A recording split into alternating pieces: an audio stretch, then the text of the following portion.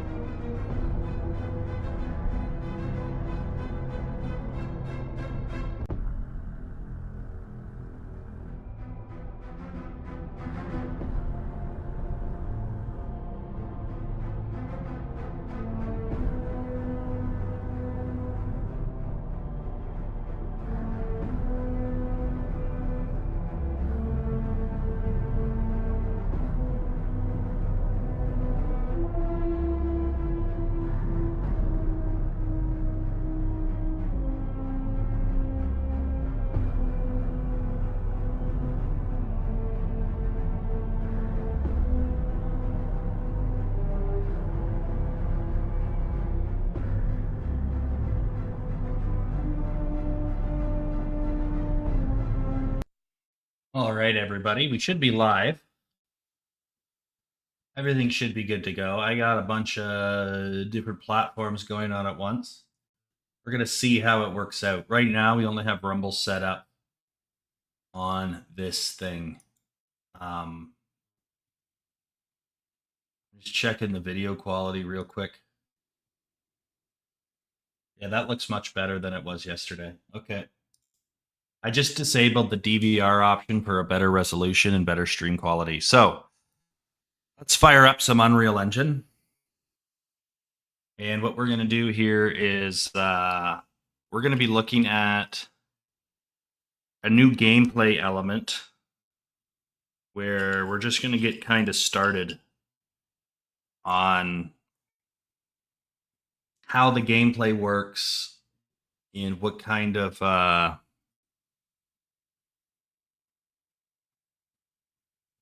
and how we're going to implement it mainly and kind of just start laying the foundation. I don't think we're going to be getting crazy far into it, but effectively, what we need to do here is we're going to create basically like an ability system or a special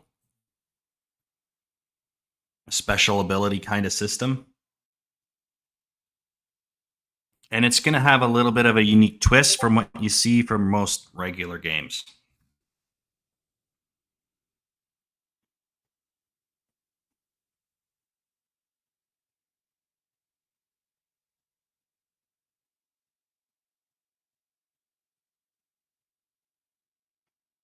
So we're going to play around with that. I would like some background music. So we're going to do some, I guess it's, I don't know what this music is. Violin, maybe? We're going to go with this classic one. For now, as we load up the game, we're just going to look at how the sort of, how we want to implement this ability system and just kind of get it started.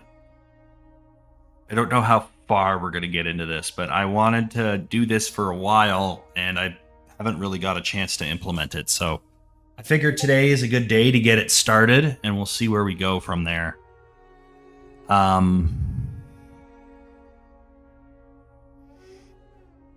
But we're gonna get a couple key points down here as well.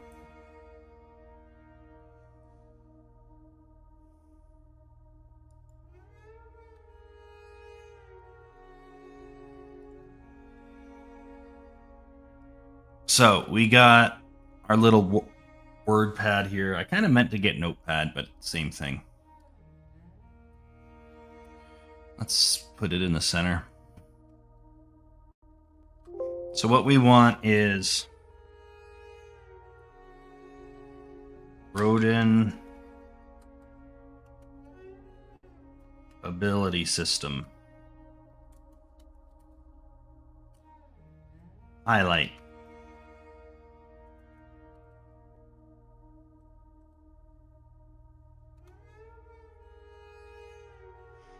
So we're going to use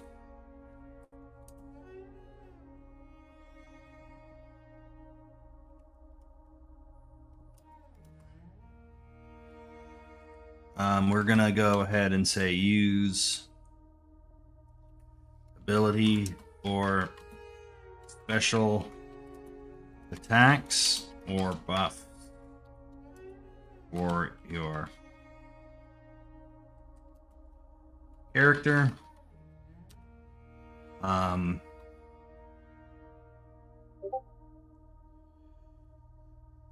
Abilities become available as certain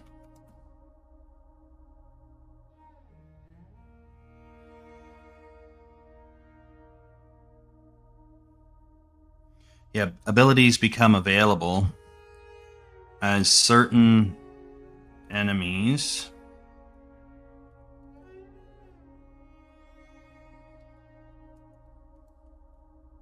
aggro you.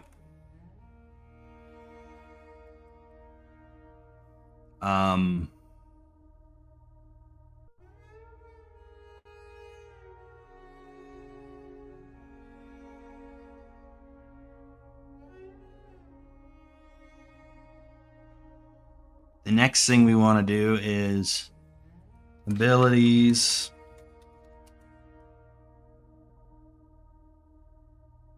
will disable after enemy type is eliminated.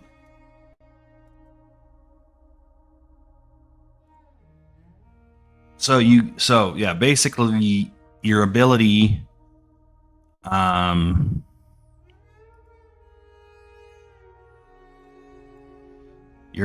gives you a special attack or a buff to your character.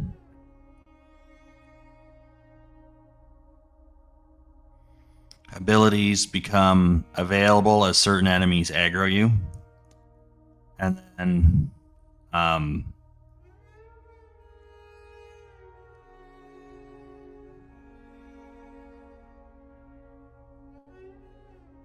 abilities become as aggroed, and then abilities will also disable as your enemy type is eliminated.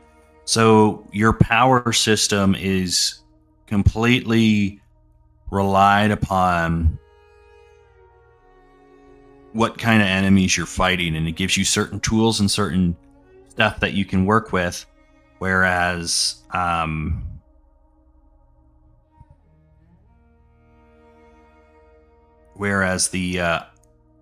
the other system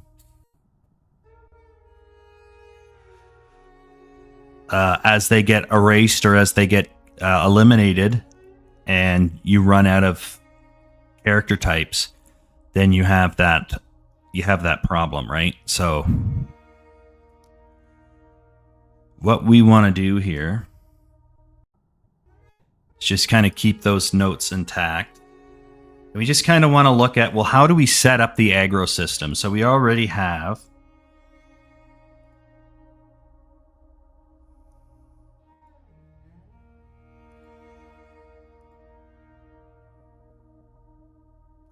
if we go into blueprints, characters, we already have the master AI here. And we already have sort of like an aggro system. in here.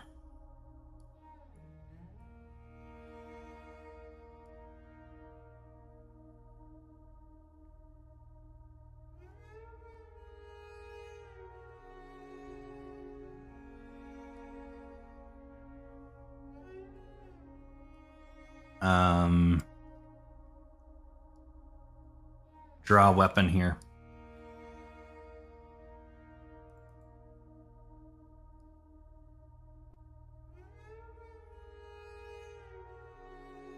So, because we have this system in place here,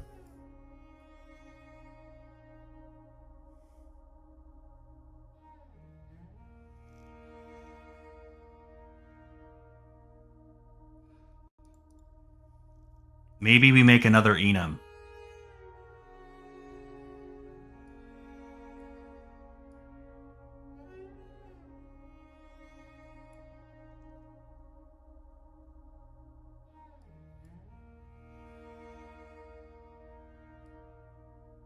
Maybe. So there's a couple ways we can approach this. So we can either make an enum with all the character classes in it, and then have a switch on enum where it goes, okay, set this variable, set this variable, set this variable. And then we can have abilities.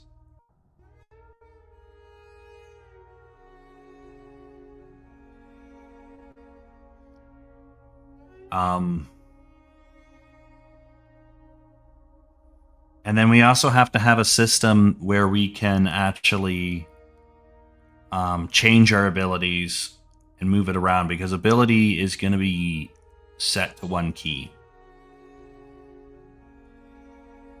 And then changeability is going to be set. So we got to get that system in place as well. So this is a little bit more complicated of a system than pretty much anything we've done in the past for the controller. It's not like ridiculously complicated, but it is a little bit more different here. So let's maybe go into our plugin manager.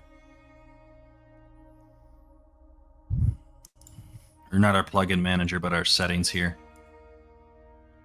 where we can get a hold of our input.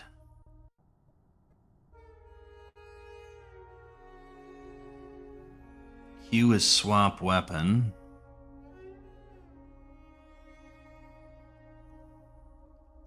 So our keys here are left shift, mouse wheel up or down,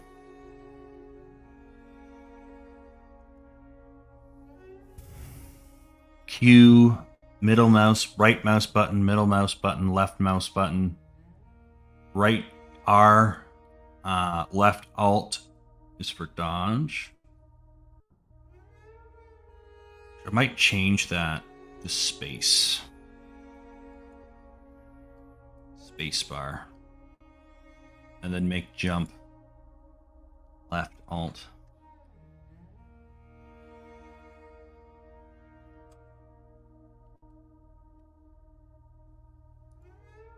That, and then we have F for interact. So we don't have E doing anything right now. Maybe we add another action mapping. We call this ability, maybe special ability. Special ability.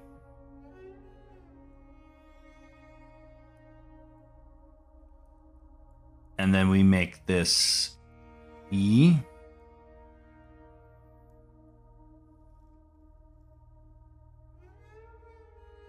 Right there. And then we also have, I think,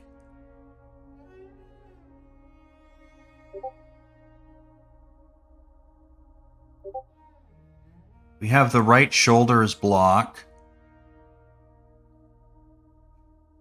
Do we have the left shoulder? So that's Y. That's going to be just for Xbox conversion. That's A. Trigger.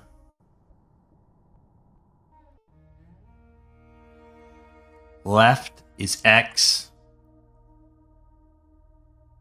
Right shoulder is block. Middle mouse button. Right is B. Focus mode is left trigger. Swap weapon is left on the D-pad.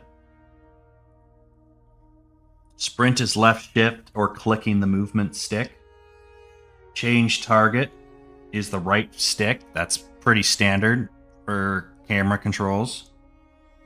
Pause the game and special ability. So yeah, we do not have anything for left shoulder. So then we're going to go ahead and add another mapping here and just type in gamepad left shoulder. All right.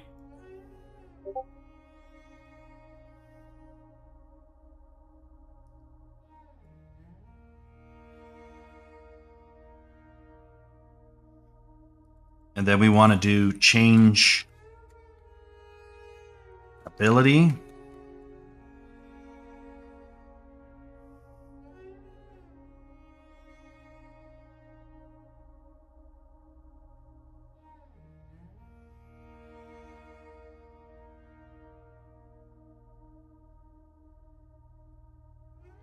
And for change ability, we can put the gamepad in first. That's D-pad up.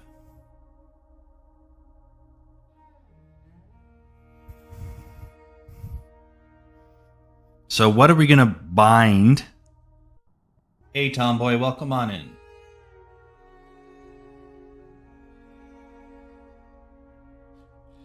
It looks like the Rumblebot forgot the joke.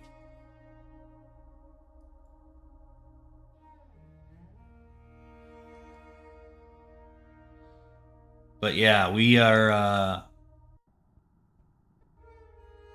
seeing what we can come up with here.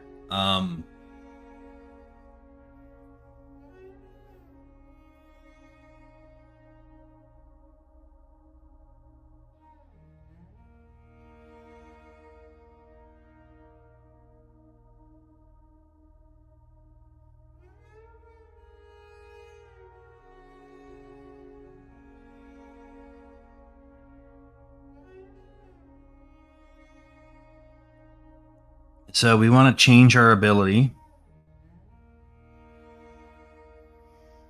And for keyboard, I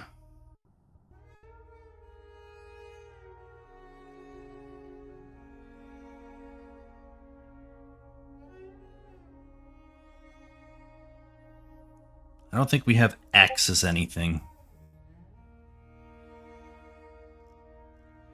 So maybe we'll use X. Or Z. I like Z. Let's use Z. Z's gonna...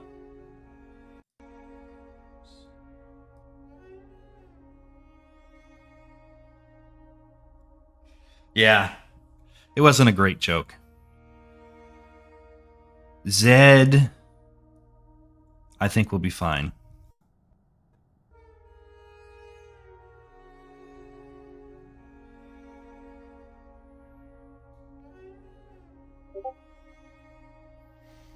And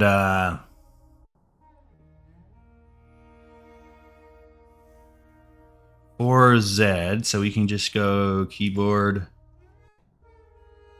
find our Z key here, and that should be okay. Okay, so that is going to be our new input settings. I need to step out for half a second and I'll be right back, okay?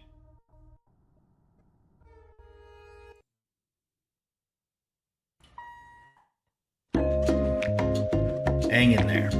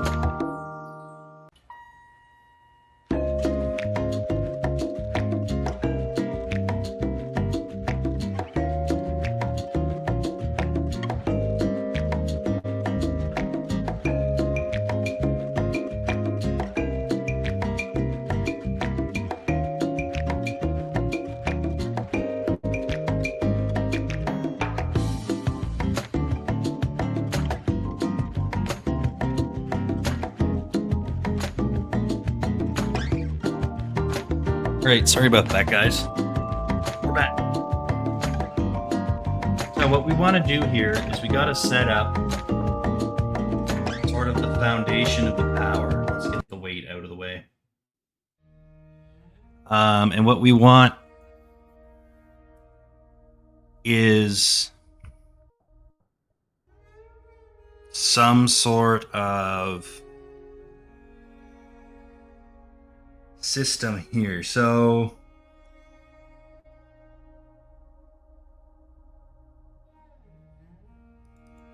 I think we're going to make an enum, which is like a nice little list. And in that list, we're going to list every single enemy type that we have in the game. So we can go content, enum.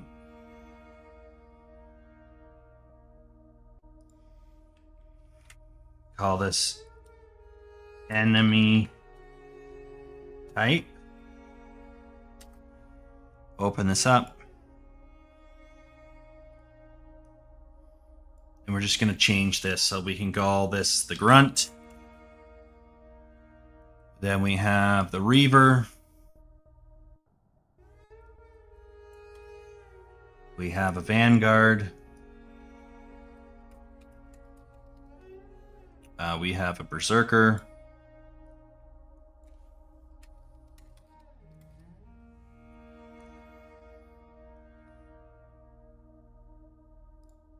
We have... Those are like the 4 basic classes. We're going to have a hunter. Bowman.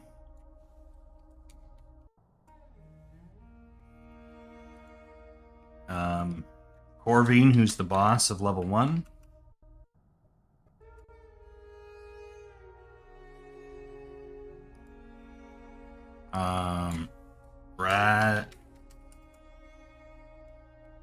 Radinger, who's like the secret boss in level 1. We also have the Huntsman, which we need to actually come up with a proper name for that. That's level 2 boss.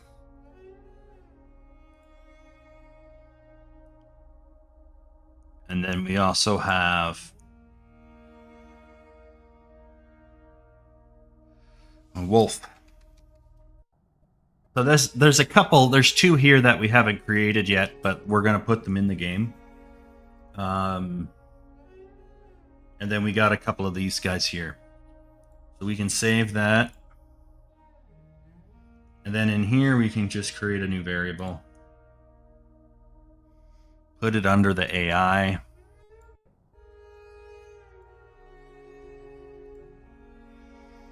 And call this class, or yeah, we'll just call this type. Class is fine. And then under class, we can go ahead and make it an enum and search for our enum, which is enemy type. Could be a while here.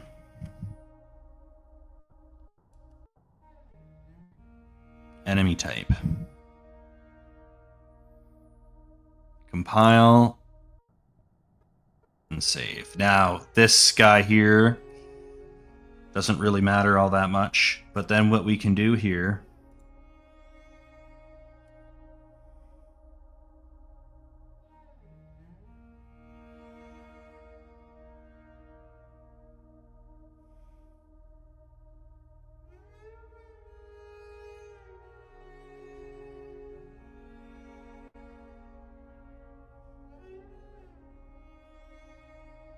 is what's the cleanest way to do this?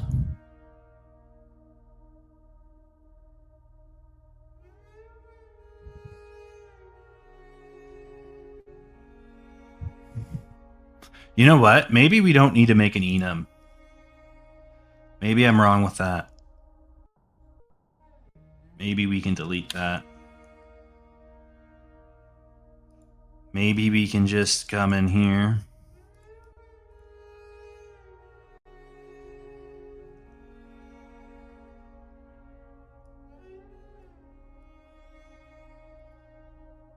get a reference to self. And then maybe we do it through the interface. That might be a little bit better. So if we go to BPI enemy here, add a new function, call this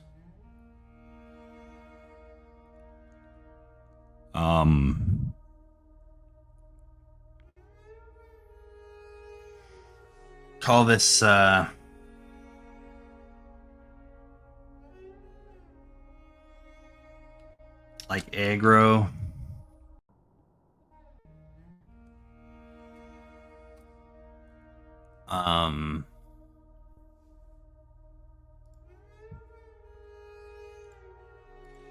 Aggro underscore count.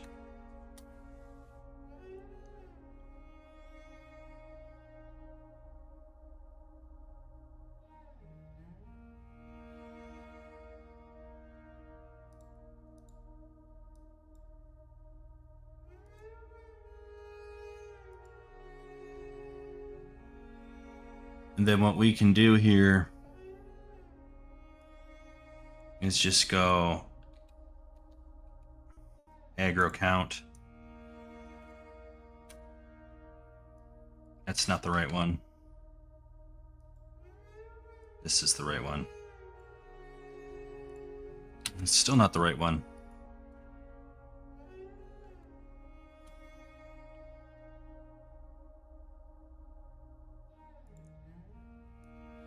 Maybe this is the right one. So then it's going to do that. And then I can just go in here and minimize this. And let's just say for the grunt for fun right now.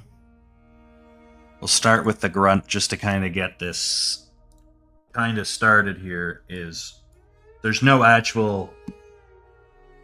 We haven't actually created any code in these soldiers yet. We've done so in the wolf because the wolf was so unique, but we haven't actually done anything with these soldiers yet. But what we can do is go to our interfaces here, go to aggro count, and just type in implement event. So upon that event being active, we can get targeted enemy.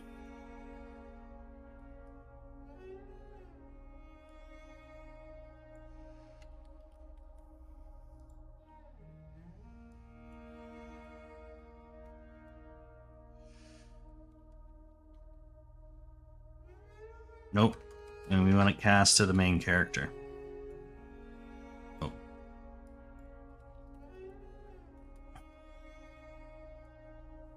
Because right now, he's capable.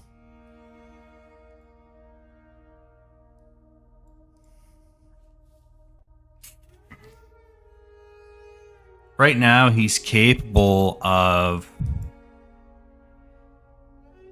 If we go to our characters here, he's capable of recognizing if an enemy attacks him, but I don't think we have anything for...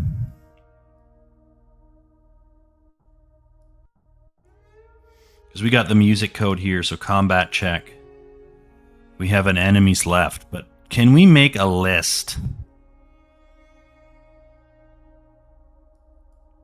Can we make some sort of list that tallies how many enemies are aggroed on each one in one variable rather than... Because the way I've been kind of thinking about doing it is having a whole bunch of variables.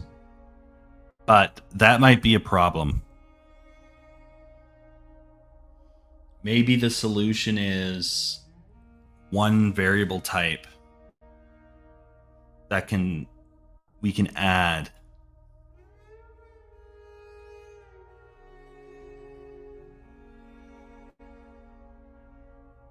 Because I know, like, if I add a variable here, let's look at our variable options here. Let's just call this enemies for fun, enemies aggroed, whatever, right? So you got your classic float, which is just a static number value. We also have an integer.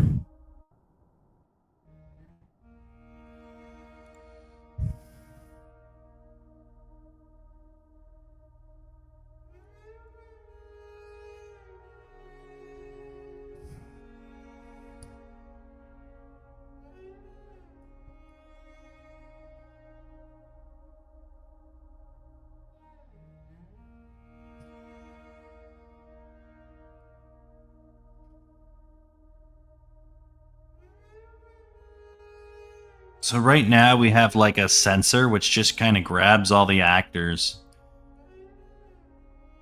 and sets that value through that system.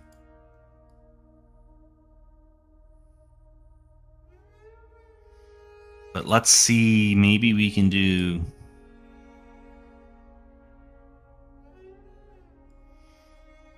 What is an integer 64?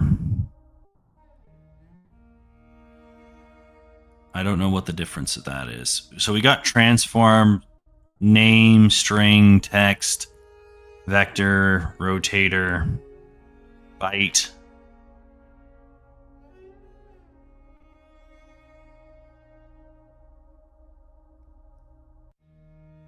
Float is like a point number.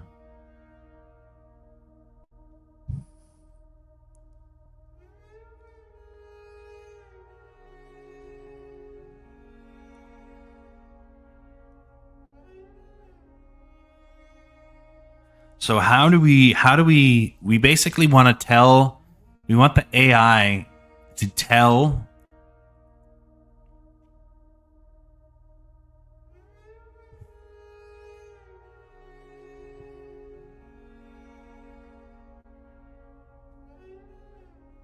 we want basically the AI to tell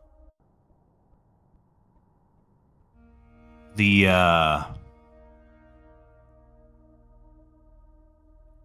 AI to tell the main character, I'm aggroed onto you. That's basically all we want to do right now, is to just say, so let's say a grunt aggroes onto the AI. I want to be able to, or aggroes onto the player. I want the player blueprint to be able to go, okay, this enemy type is aggroed onto me. So we need to find an efficient way to do that that's not like massive, because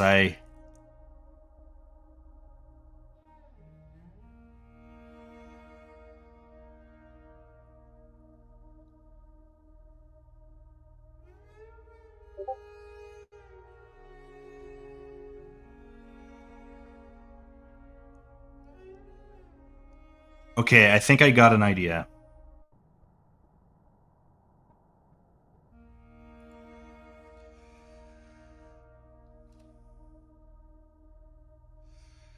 I think I have an idea. Okay, so what if we did master AI and we added that class?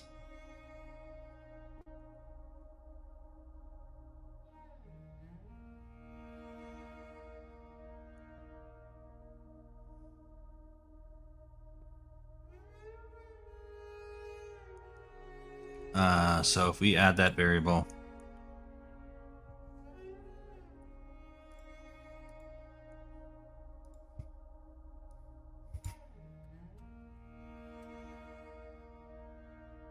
okay, and then we go to the grunt, we're going to delete this, and what we're going to do here is actually edit that interface. So we have BPI hero, and we can just add a new interface, add a new function, and we can call this function main character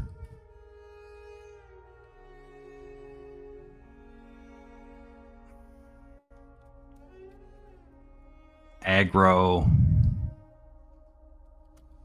message or something like that. I don't know. Something like that. It kind of conveys the idea. And then if we go to the grunt here, what we want to do is get class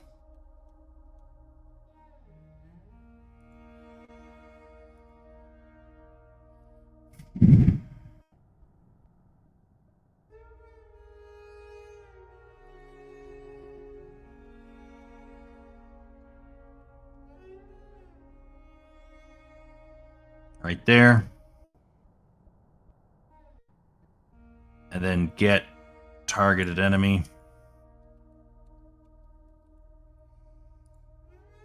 and then from here we want to just type in aggro.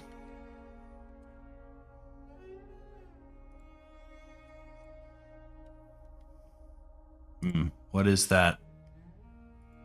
What did we call this? MC aggro message, right?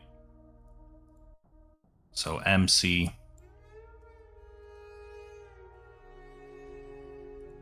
Like that.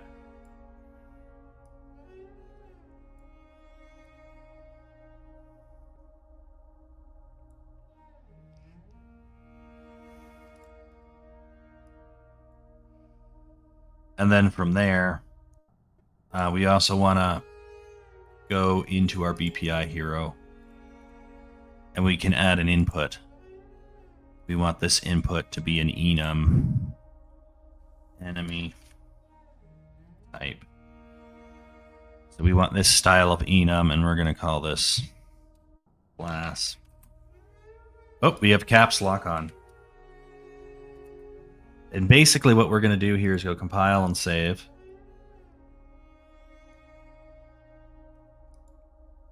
Go to the enemy grunt.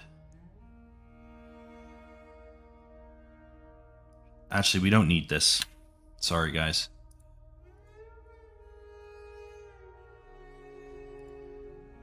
We want this under master AI.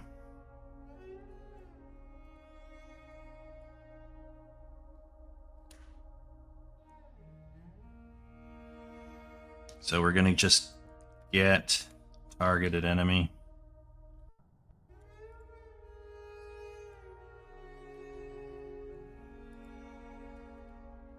Class.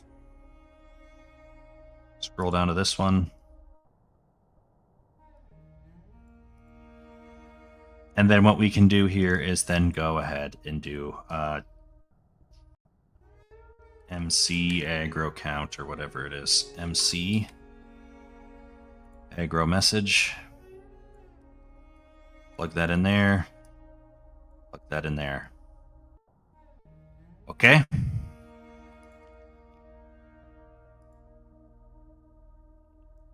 And then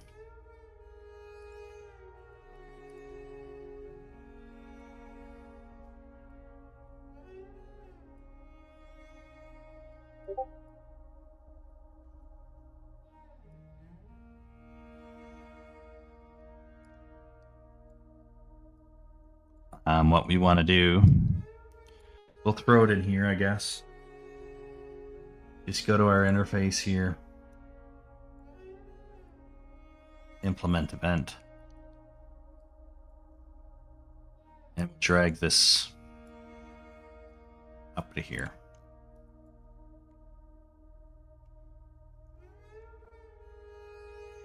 And we can go switch on enemy type.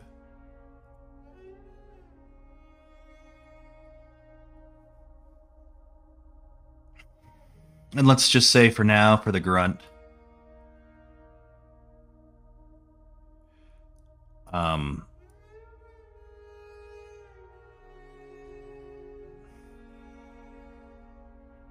so basically what I'm trying to do here is I want to be able to store an enum and a number. I want to be able to like add a number to this.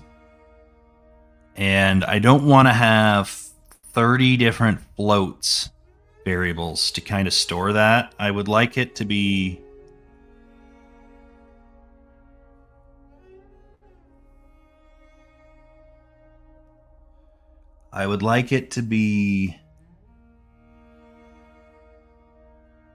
something else. So how do we do this? How do we get this to do that?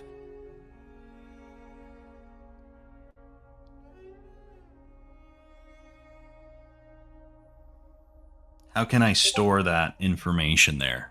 Do you guys know what I'm talking about? Like it would be like an enumerator.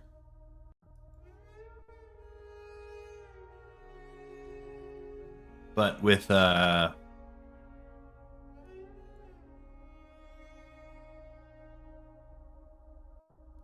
some kind of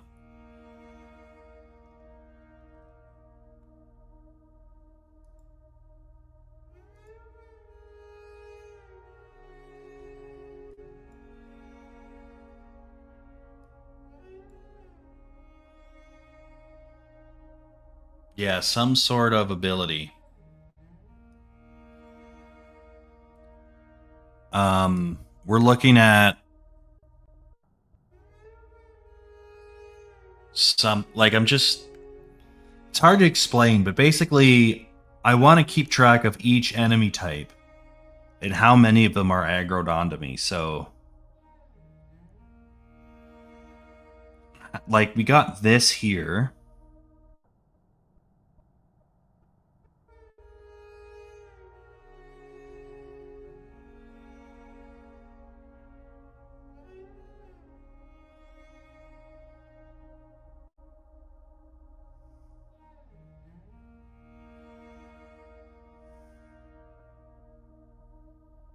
And we want to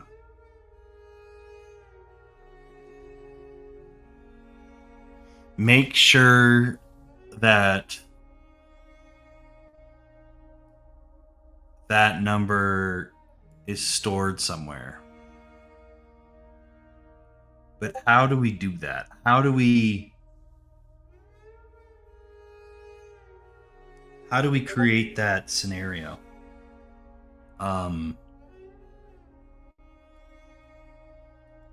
Some sort of Unreal.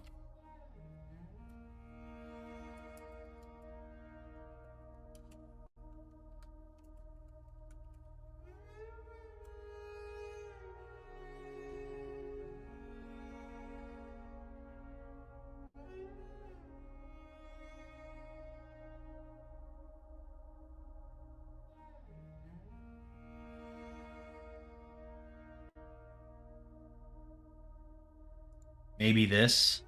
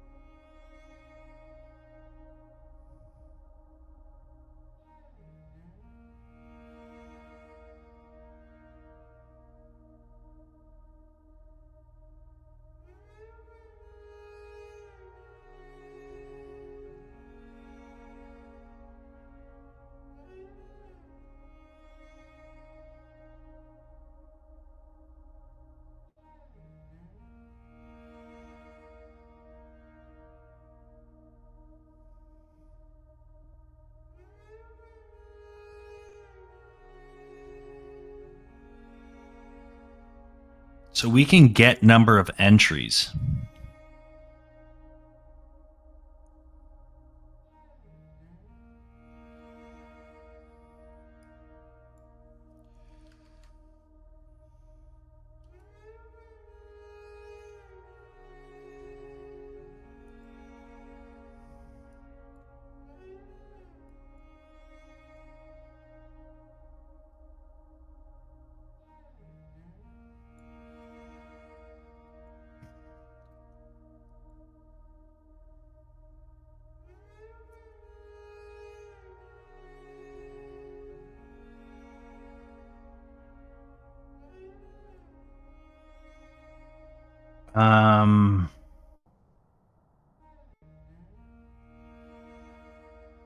That doesn't work though. Let's try switch.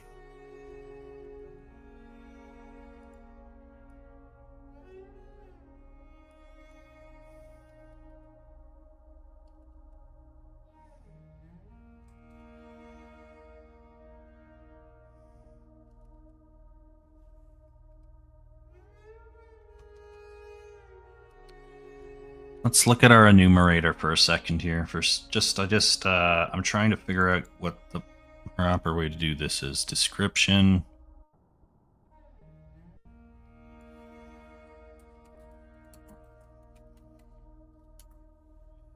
How do we do this?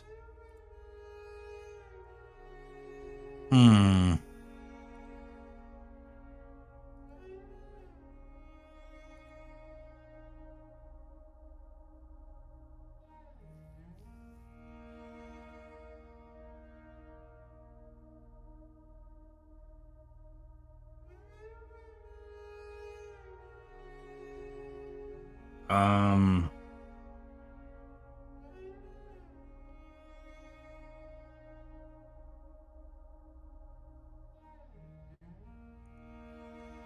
do we do this? How do we do this? How do we do this?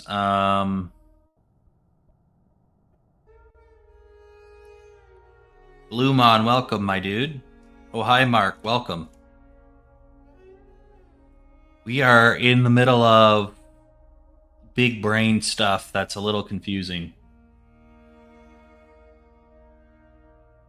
Just trying to get my brain wrapped around this stuff.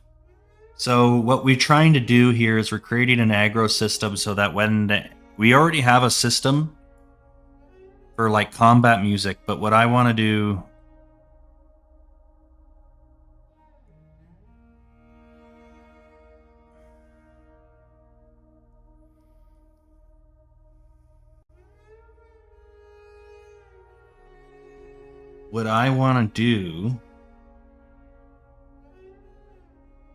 is create a system that counts each enemy type, because each enemy type that aggroes onto you is supposed to give you a power. That's sort of like the twist to my game that makes it a little unique, but I need to be able to count how many of each type is coming in. But I'm trying to...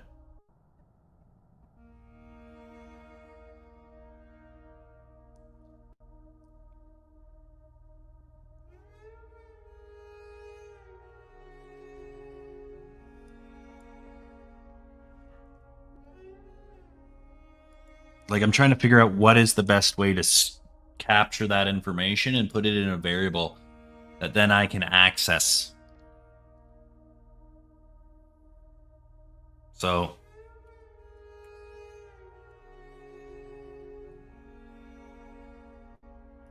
no, Unreal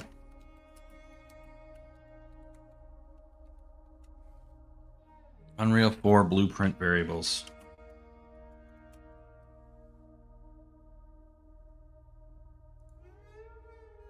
Let's take a look at this.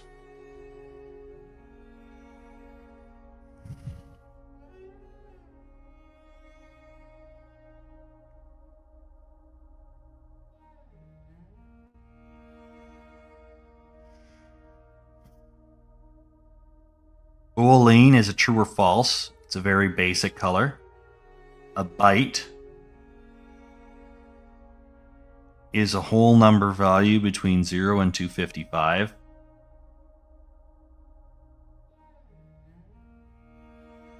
An integer is a whole number value between this and that.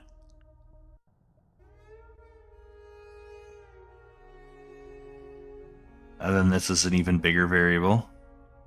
So these three here are just bigger ranges of values that can just store more information.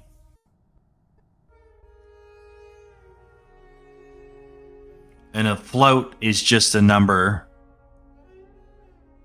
that can have decimals. Not super exciting.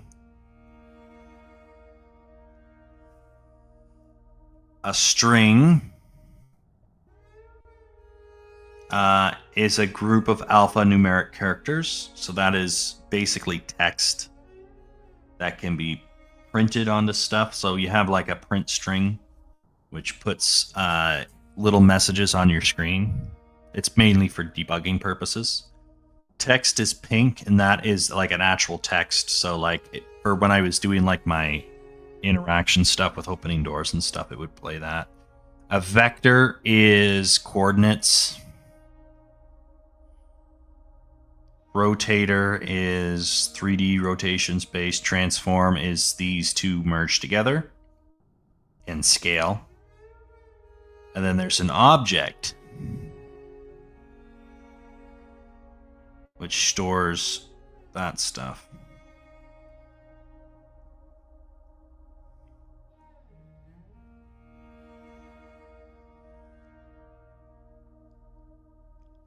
I guess we could make an array.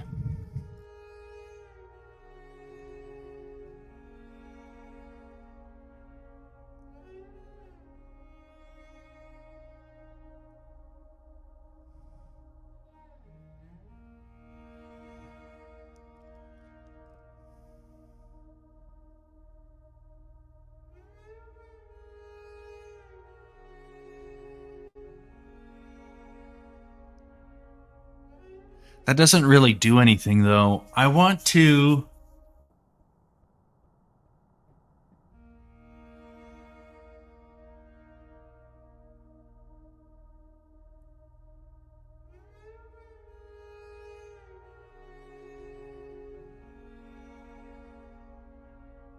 How do we do this? How do we do this?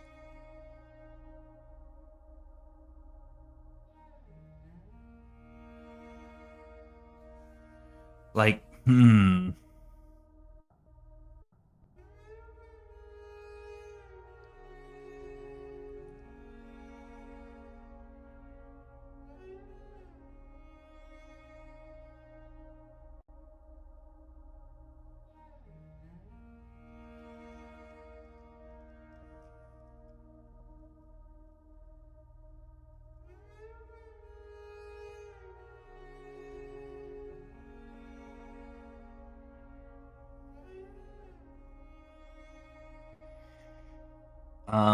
private variables. No.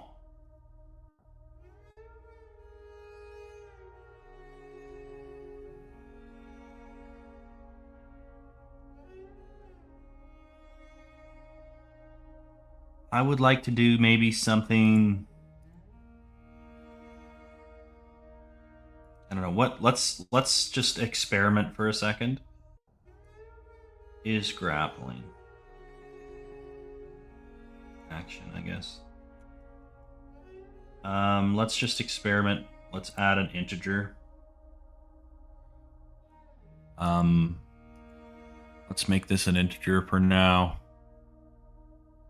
And let's just call this grunts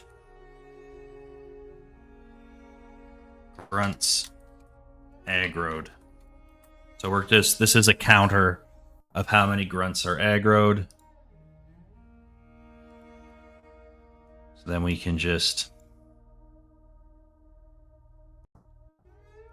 set grunts aggroed, get grunts aggroed, and then go +1.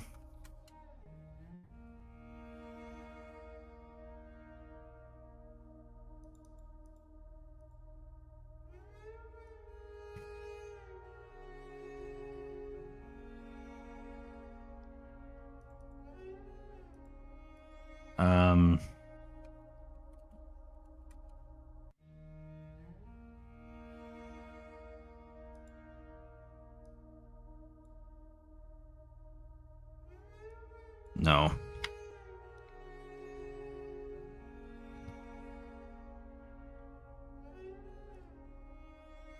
+1 there.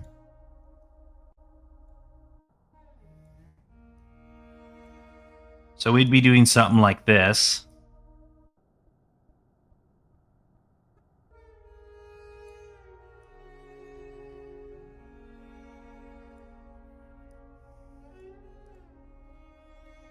Right? But then I would have to do that for every single type.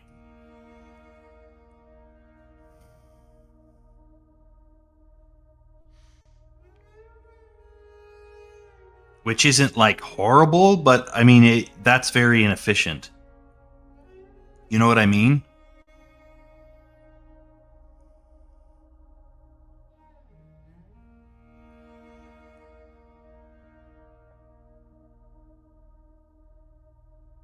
So how do we fix that?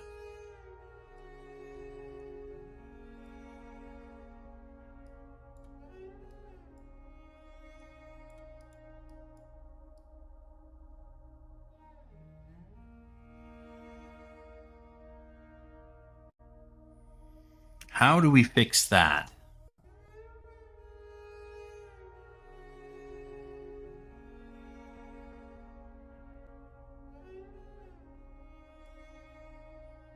Because theoretically, yeah, we could do something like that.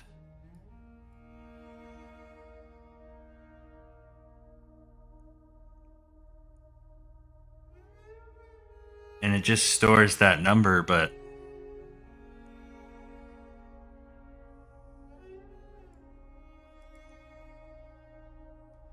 It would be cool if I could get multiple arrays in here. Could we do an array?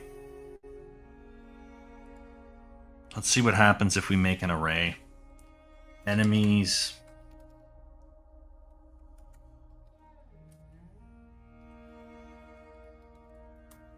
Array or whatever, right? And set an integer.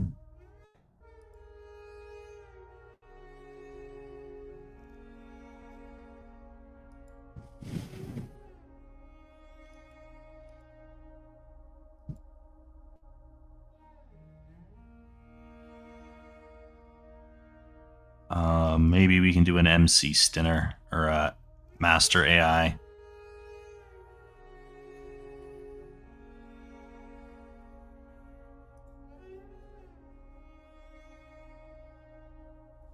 And maybe we do make that an array instead. Compile.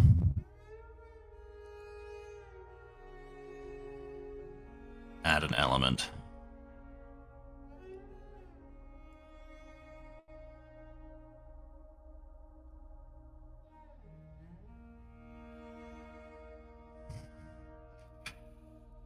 Just kind of, I'm just trying to explore what I can actually make here.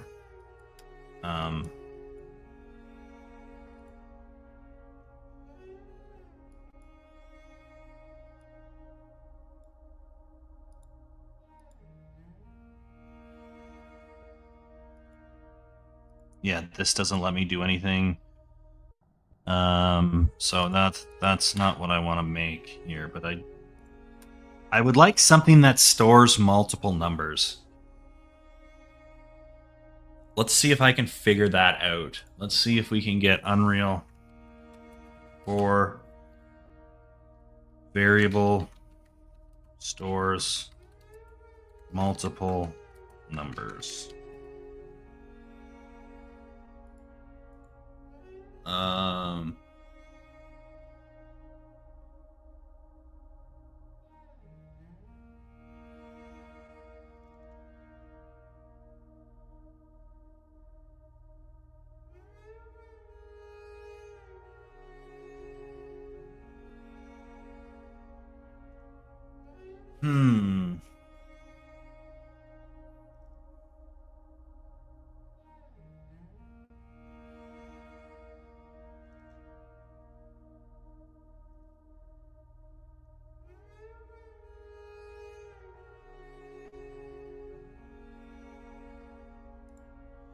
So, like, I understand arrays.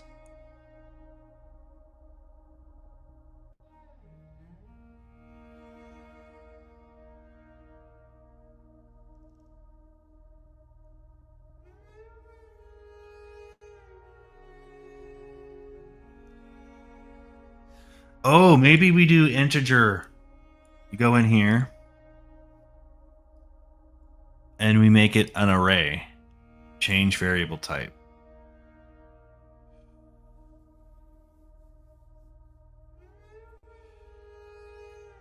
Now, we're pretty safe in here, but we did have some stuff in our history, so it's going to be freaking out a little bit.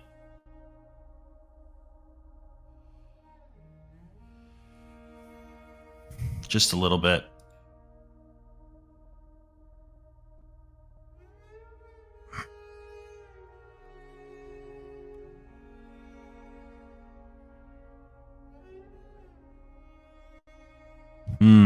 That doesn't fix it. Okay, what else? What are our options here?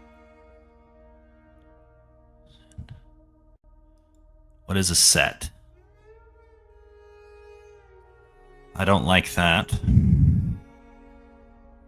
I want to have multiple little things in here so we can store multiple things at once. Because right now, we got single variable, we got an array.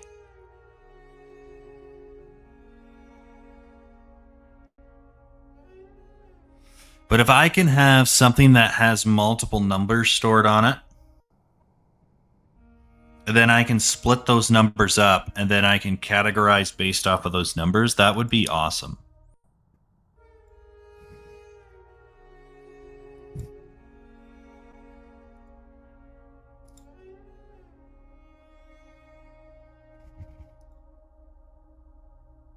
But it doesn't seem like I can have multiple little things in here.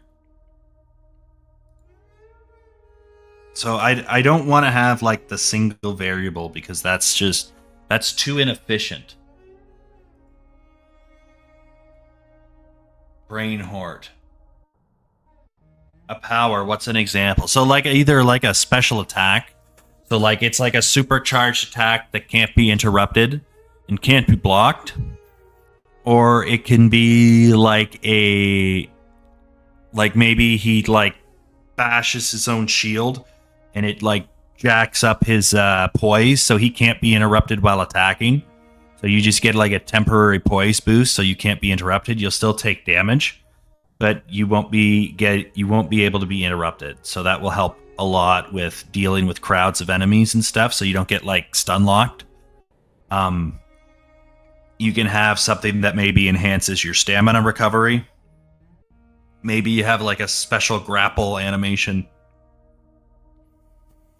or something along those lines. So just basically different tools at your disposal to kind of change the course of the fight, to make the fight a little bit more interesting. But depending on what enemy is actually aggroed on your character, gives you the certain tools that you have. So you don't get to just have access to all the powers whenever you want. It will depend on what you're fighting and who you're fighting against. But right now, I'm just trying to get a system that I can make the game recognize I can get the game to recognize what I got here. So what I'm trying to figure out is, how do I make this store these numbers? So I want the grunt, and then I want to say have a grunt thing here and say, okay, this grunt. And then if it's a reaver, it's going to add a reaver. Or if it's a bowman, it's going to add a bowman. But I want to store it all into kind of one thing so that it's efficient, that I can reference.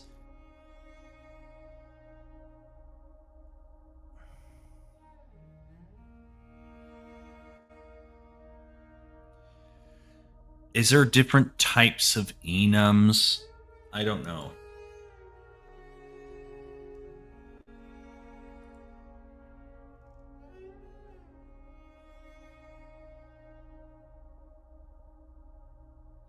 So you can have a text array.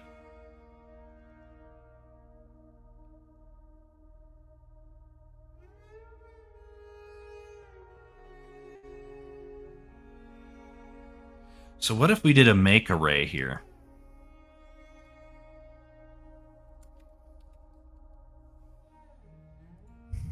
And then just add all these pins.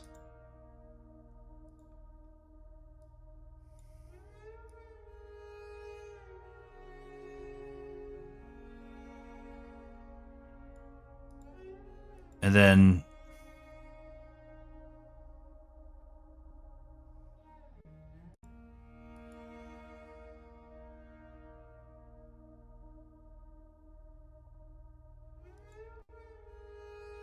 go integer, int plus int.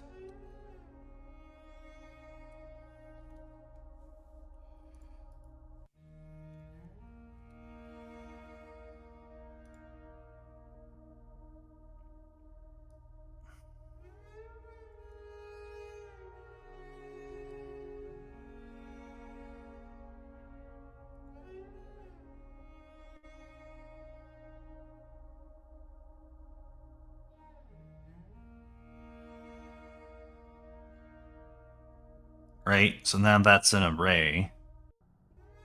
And now we can store multiple integers.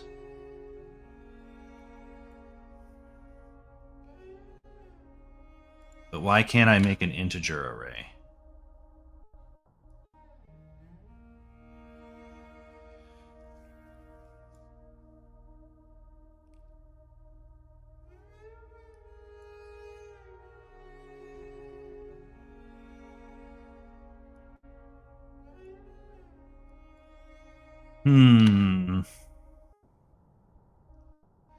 Let's think here.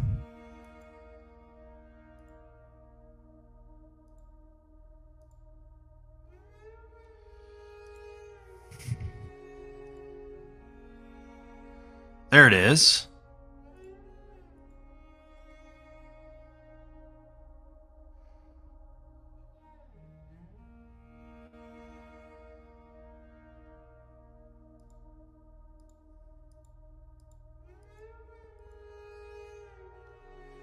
Right? So then we can call this enemy types aggroed.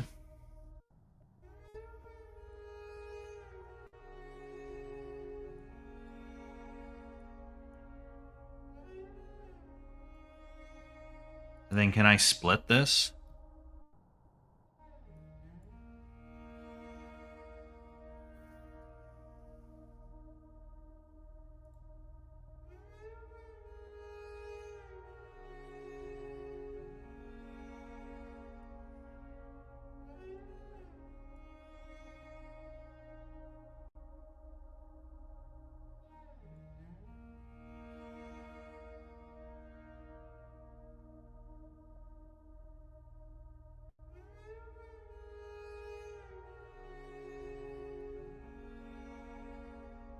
Okay, so now that we have an array,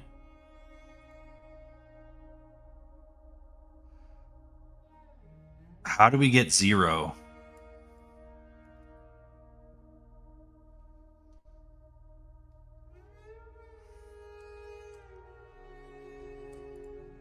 So basically what I want to do now is these are all listed at a number. How do I get this value? How do I get this array element?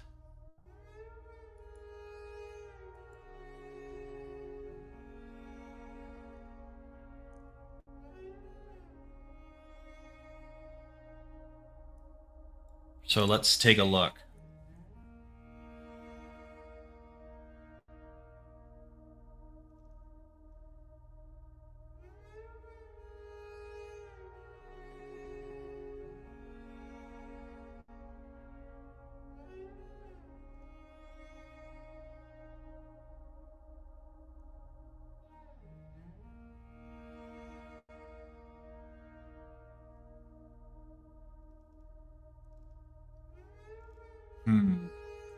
I got this document here I'm looking at.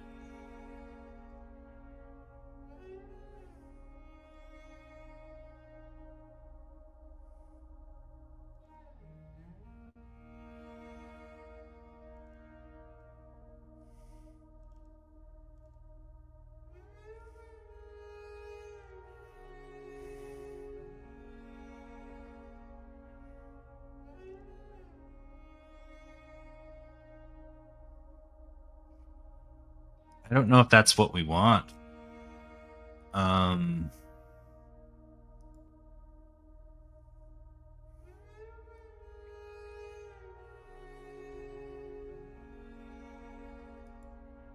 So now we have this. How do I set this? Do I go in here and type in set?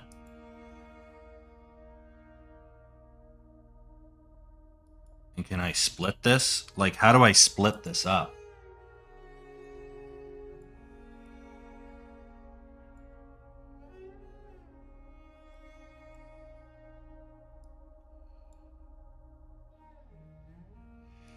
So how do I edit? So array, edit element, edit array element. Unreal 4. We're close, guys.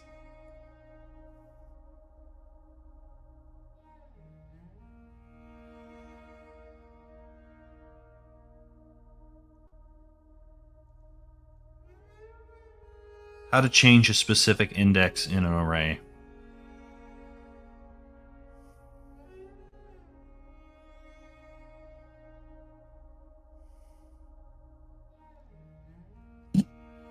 Oops, sorry.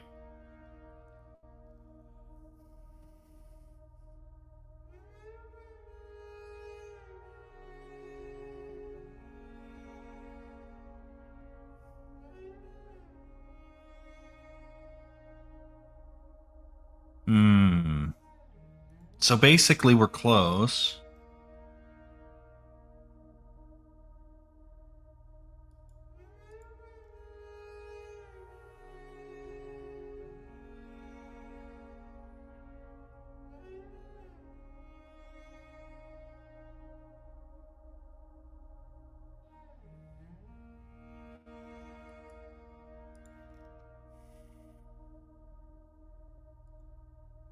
Set array element.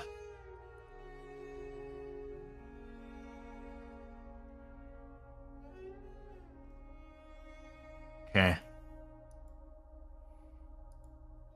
So can we get array element?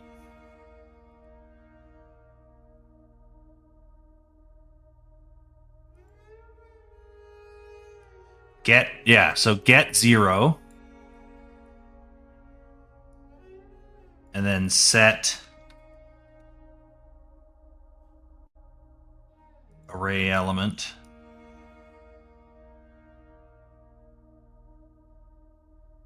No.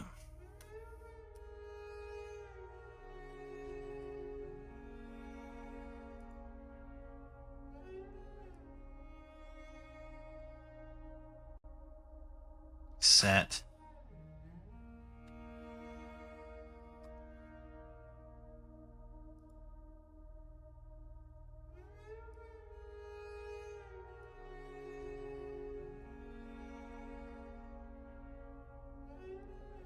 no.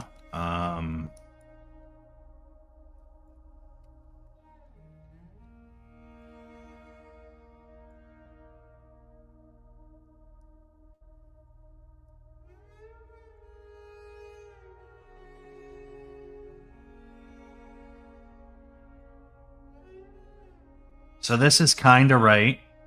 We're going to go ahead here, and I'm just going to go right-click and collapse to macro. And then we can just go in here quick, just so that we have a little bit more room to breathe. But I think we're figuring it out, guys. We want to rename this. So a macro is basically just taking your code and compressing it into like a folder. But it's still part of the main code. Whereas a function is sort of like it's a separate code that plugs in after. This is all still in the main code. It's just compressed into like a folder. And I prefer macros over functions because you have more maneuverability, you have more functionality, and I have an issue with functions not firing super consistently, so I tend to stick to macros. Though I do have still quite a bit of functions as well. But yeah, just something, a little bit of differentiation there.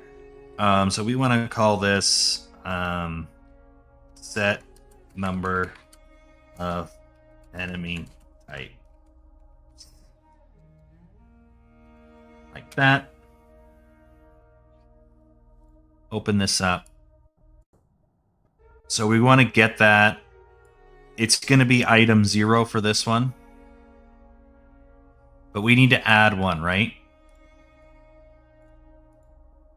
So we're going to go in here. And we want to go plus there. And plug that in like that, right?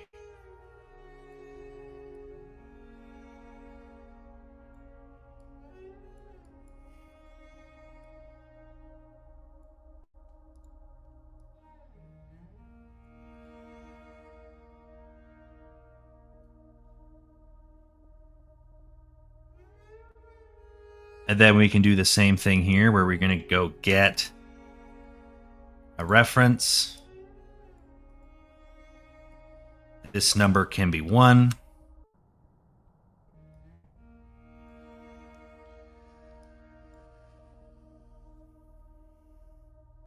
Plus integer plus integer.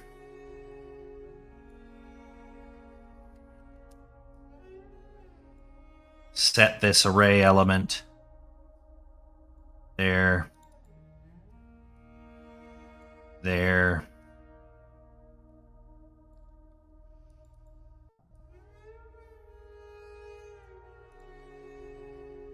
And then item number 1. So basically, we're just kind of, you can see how we're doing this, where we're just kind of adding all of these elements together.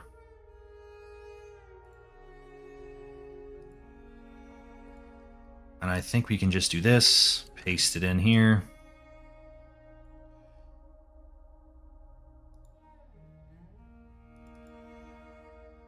Nope.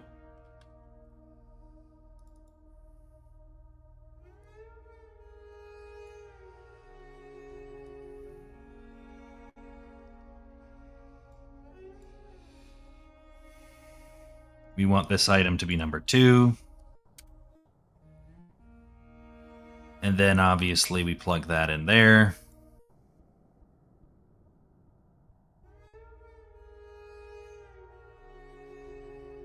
And we want that to be item number 2. So we're grabbing each array element, and then we're just adding one to each array element, right? It's a little bit messy, but what's going to happen is I'm going to have this split up.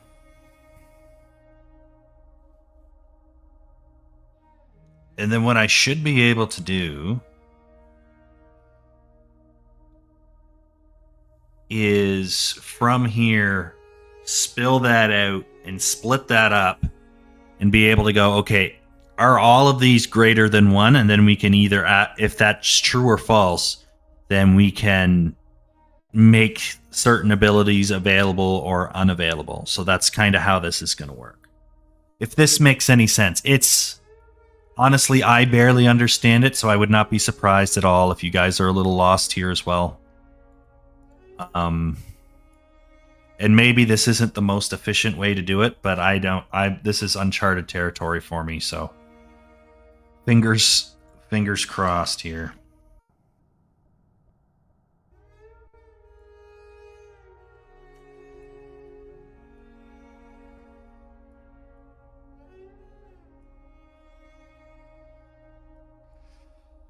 So then what we want to do here is we want to get 3,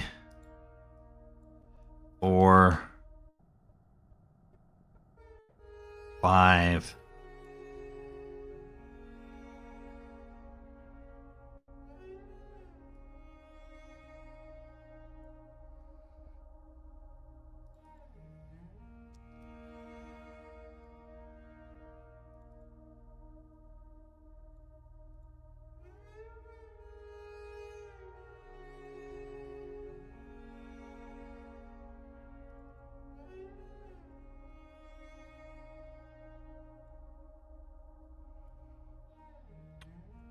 3,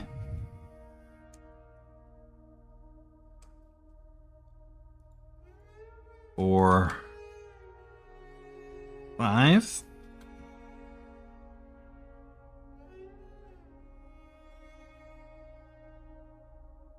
So yeah, we're getting the integer value based off of the array index. We're going to add 1 to that array index, and then we're going to set that new array index. I hope that makes sense. But basically what we're doing is we got a whole list of these guys, and it's just tallying those numbers and keeping track of each one.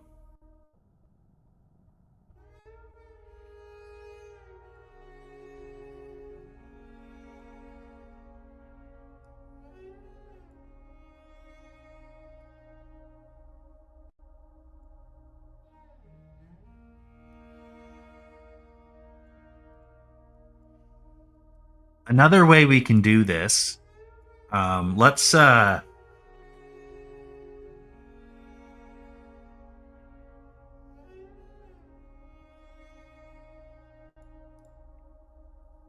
put a pause on this for now, and let's look at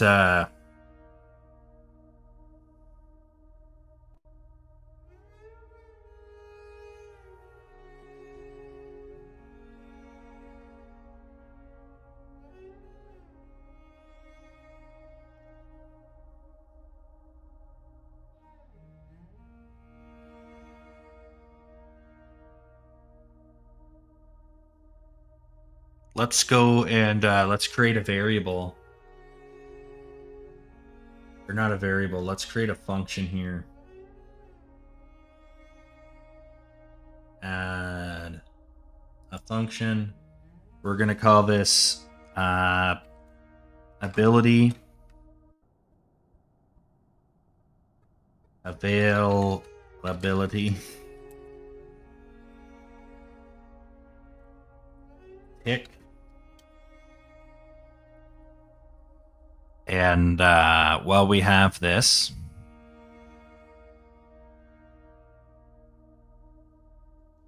basically what we want to do here is grab this variable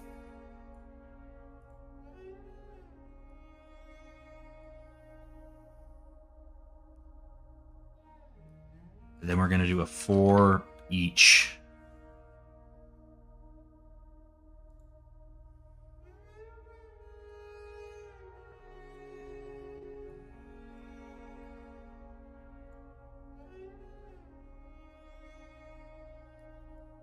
And then what we want to do here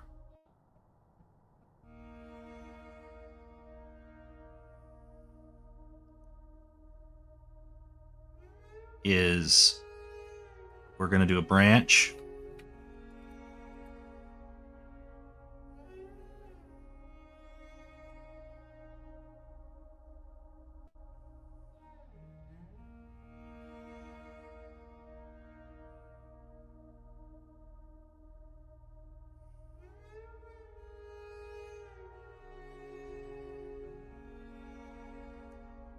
Greater than 1. Is it greater than 0?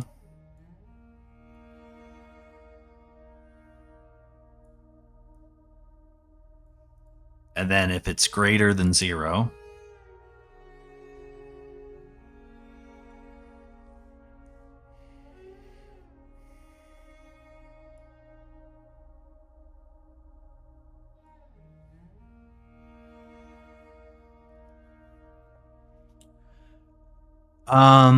so the problem with this system is it's not like a switch. Can we do a switch on array?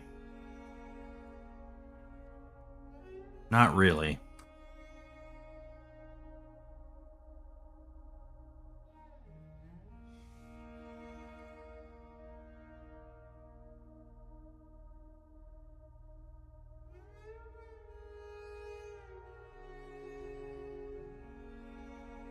Maybe we make an enum on abilities.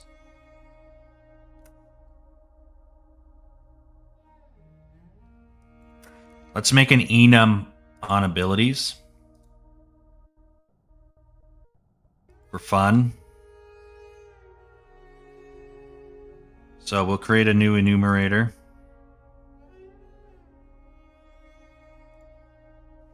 And we're going to call this power dinner MC. We'll do MC ability enum. Okay. We can get this. And we can call this power 01. I don't know how many powers we want to add here. We'll for right now, we'll have 7 powers. I don't really care. We'll have maybe a little overlap. But I think 7 is a pretty decent number of powers, right? Now we'll have proper names for them as we figure this shit out. But right now I'm just trying to build a foundation. And then we can polish this later. But right now we need a foundation. So we're just going to have 06.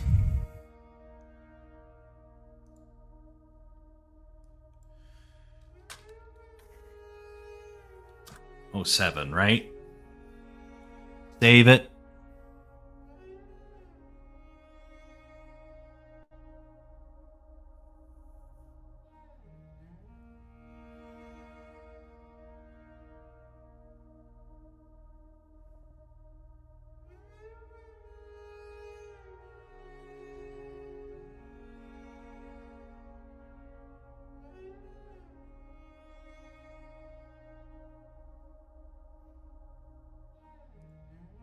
And then what we can do is go in here, add a new variable. It will create a new category for this as well. How do you create a category? I can't even remember. But we want to make this an enumerator.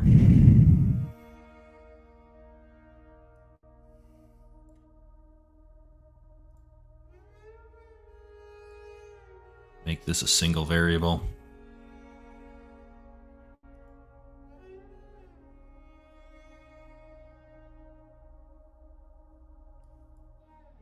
And call this MC ability. Come in here. Switch.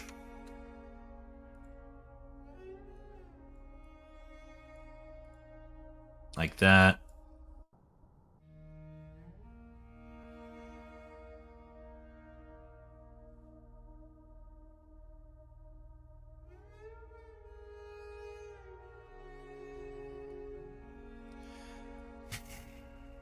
No, that doesn't work. That's not the right idea. No,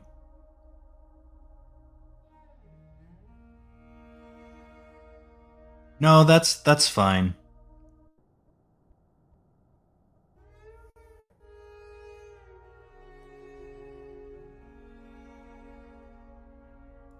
And then we get this here. And let's say Grunt and Reaver have the same power thing to them or something like that. Or let's just do Grunt for now as just a little test. So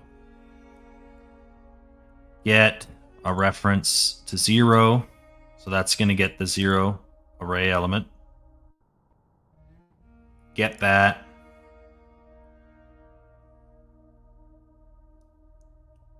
And then hit greater than 0. And then branch.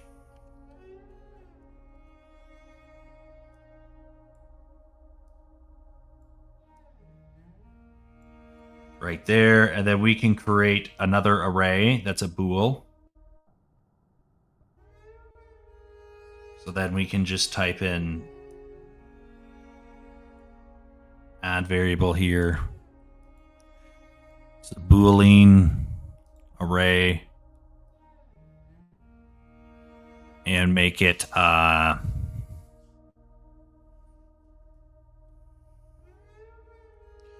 ability unlock ability available.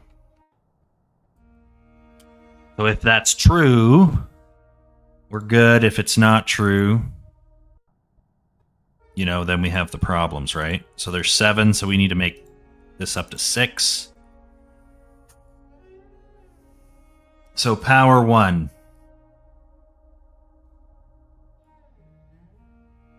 So if this is greater than 0, you go over here, set array element,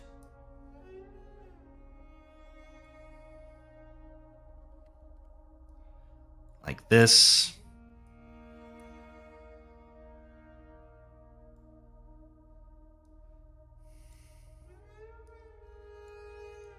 So is it available if this is greater than 0? Yes.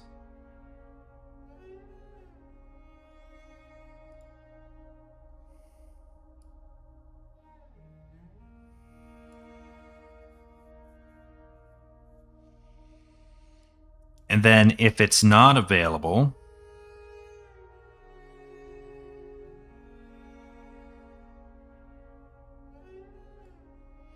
then that gets turned off. And it's going to be index 0 because it's just going to be assigned to the first ability, right? So then maybe power 2, for fun, let's play with power 2 just to kind of help explore this a little bit more.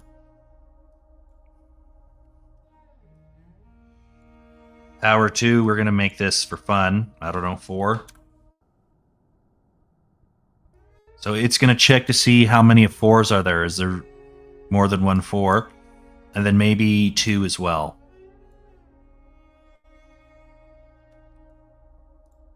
And maybe make this 2.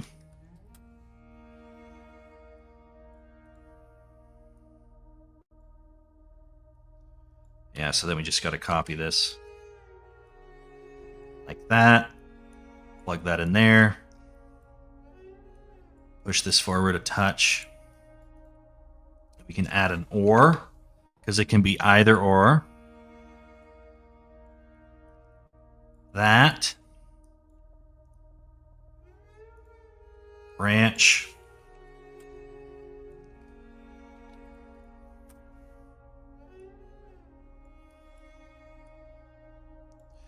So for Power 2 to be available, it's got to check to see if we have enemy class 4 or enemy class 2 aggroed on the character.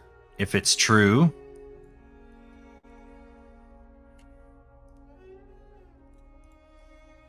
it's good. If it's false, it's bad, right? And then it's the same kind of weird shit we did here, where we kind of gotta pop that over a bit. And so yeah, it's true or it's false.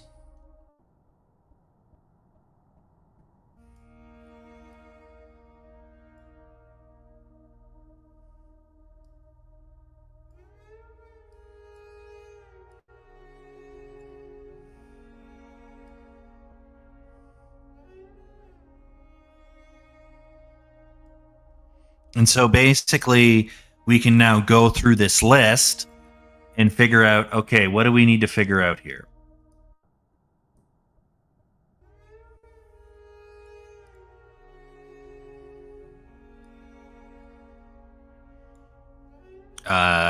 Who's aggroed? And then this is sort of like our unlock system.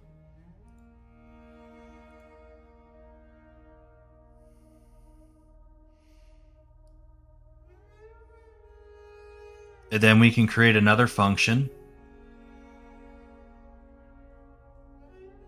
Add another function. Call this ability.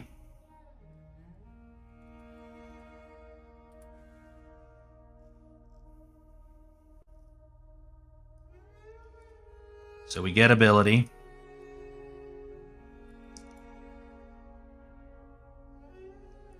And then we're going to do a for each. Sorry, a split.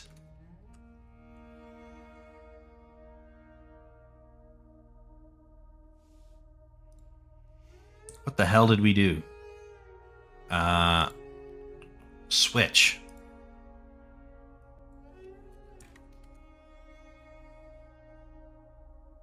Like that. All right. So we're going to fire off the ability power, and then depending on which ability, we can do this. But we want to do a branch first.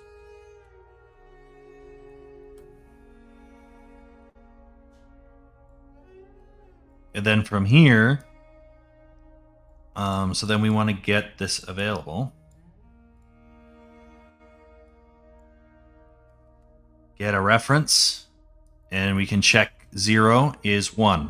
So then we can just plug that in there.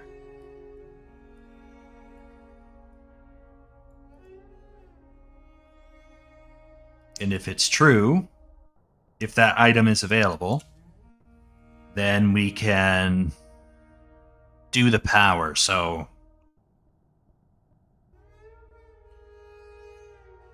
I don't know. We'll create a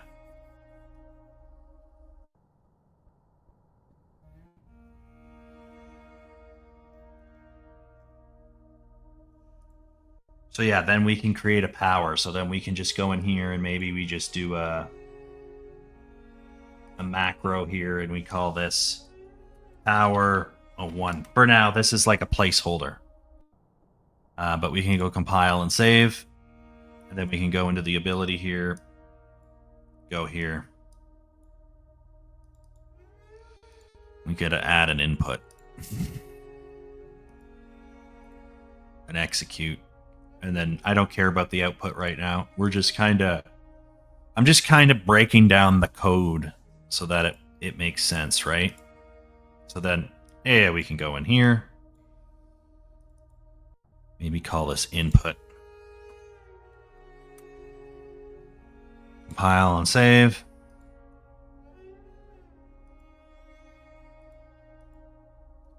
And then if the ability is not available, it doesn't do anything, right? Because there's nothing there. So basically what we're going to do here is we're going to check to see which ability we have here, which is basically what our enum is. And then it's going to come over here and it's going to check, is this ability available? If it's true, then it's going to fire off the ability. If it's false, it's not going to do anything. Okay, great. But now we also need to set our ability.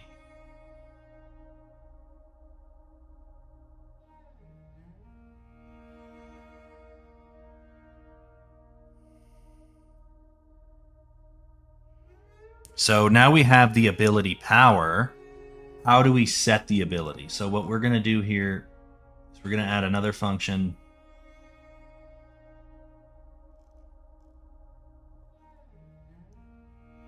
Add another function, and we're going to call this switch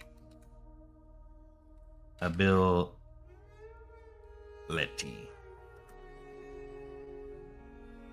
And what we want to do here basically is just go, for now,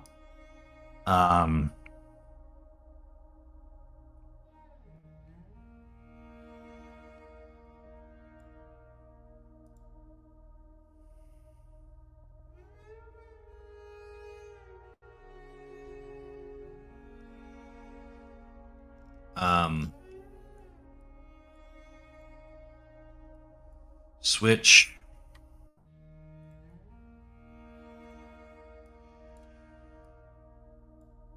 so if we're ability 1,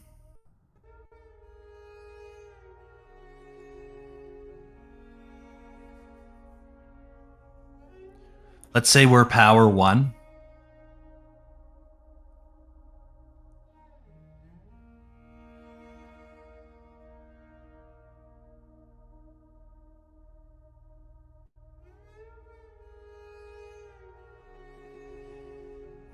And upon switching the ability,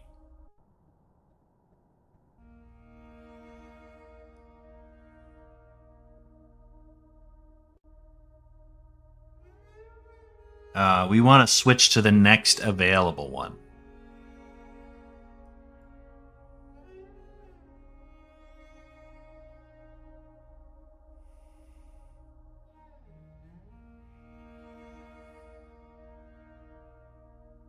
So how do we do that?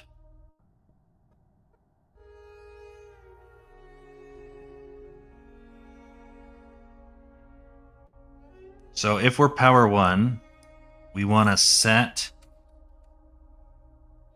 we want to branch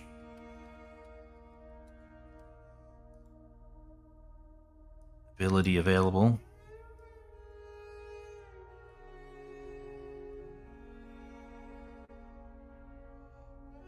And then get a reference. Go in here. Sorry, we want to change this to 1. Is this available? Then we will set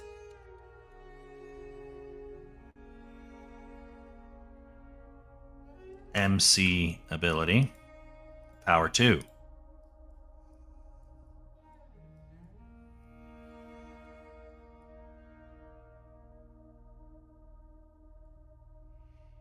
If that's not available, then we got to go down to the next one. So this could be a really messy. I'm going to see if we can make this pretty clean, but it looks like this could get kind of messy. If false, We're going to branch again. Can we have multiple leads? We can. Okay. And then we're going to get a reference to 2 here. Plug that in there.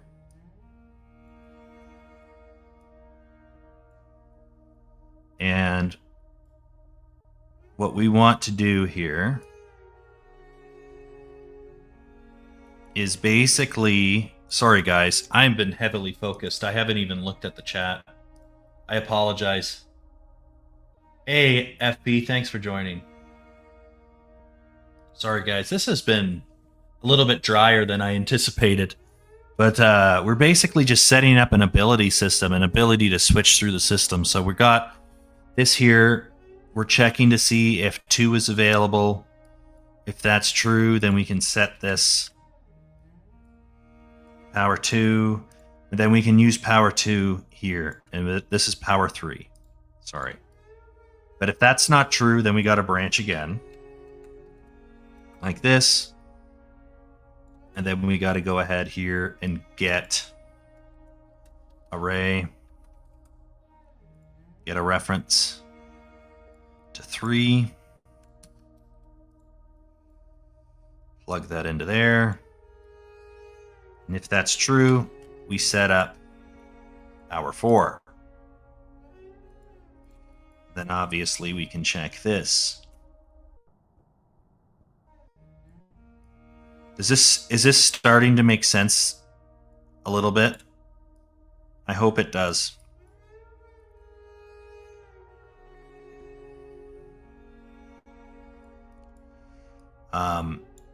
It might be a little bit confusing, but then we can do 4, so we can just get a reference to 4. Branch. B ranch. Over here.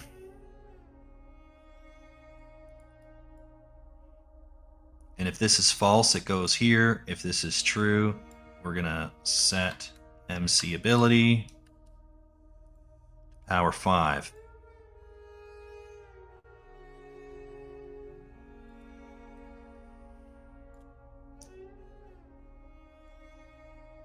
Like that.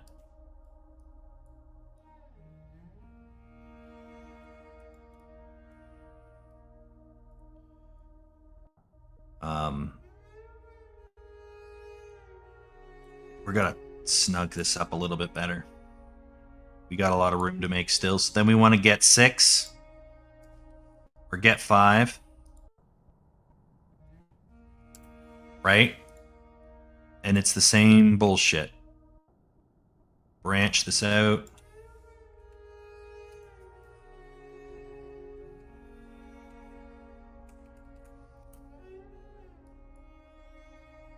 Plug that in. If it's true, set this to power 6. Plug that in there.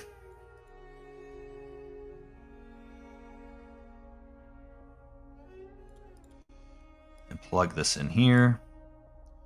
Plug that in here. So basically what I'm doing is we're checking to see what's available, and then it's just going to go to the next one. So then you can just cycle through your abilities. Now, I do think that some people would prefer maybe like a widget menu rather than having to just spam the button over and over again, but like this is what it would work for a controller.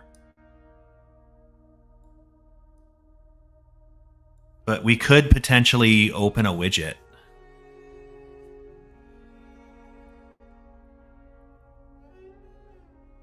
But for right now, let's just do this. And then if we want to open up like a little widget menu, and then you can go and select whichever ones you have available. That might be better, actually, than this.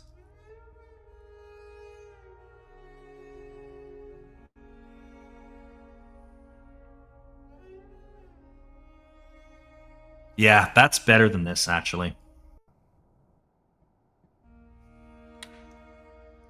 we're going to drop this.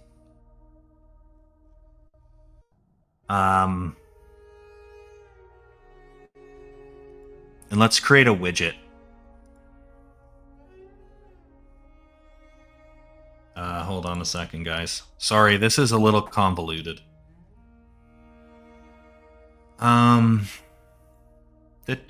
Content.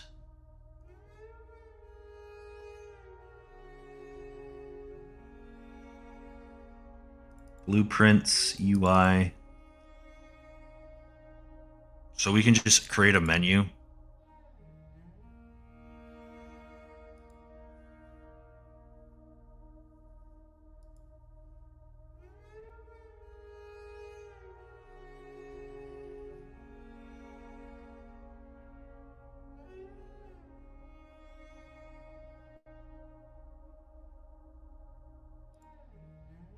Call this power or ability menu. Menu. Right?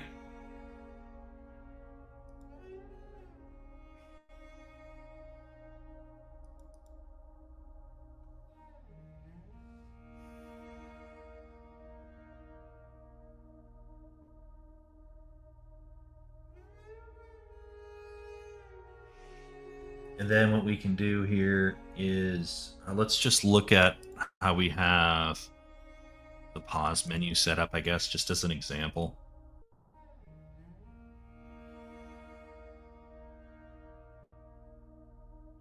A vertical box.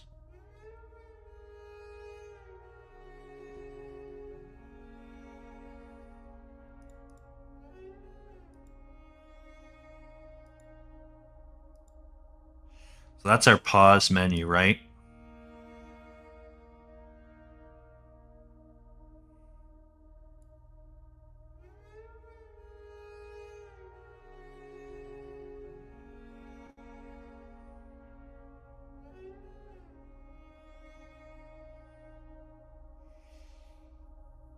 But I think what he had here that was the key is, so this is our canvas, this is our screen.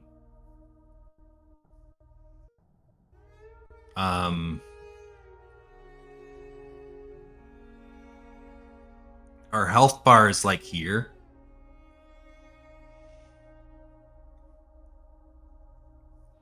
And our little power icon is here. So what if we fix that?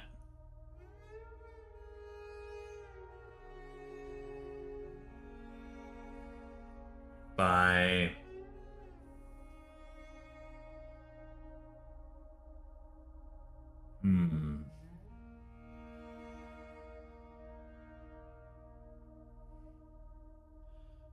So what if we have a vertical box? Drag that in.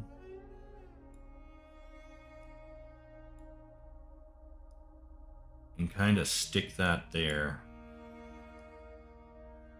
Like that.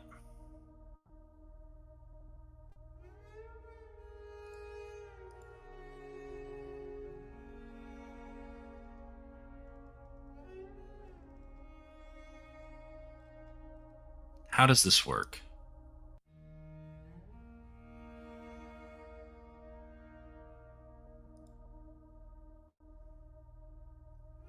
So here we want to make our, we want to split this up. So what has this?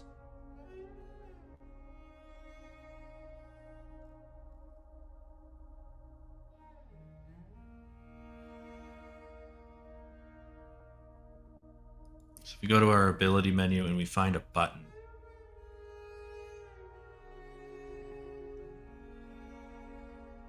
Here. Stick that in there.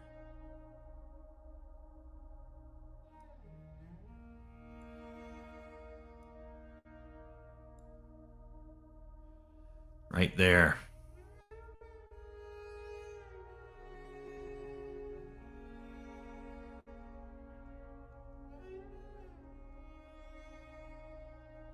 And for now, we're going to leave that alone.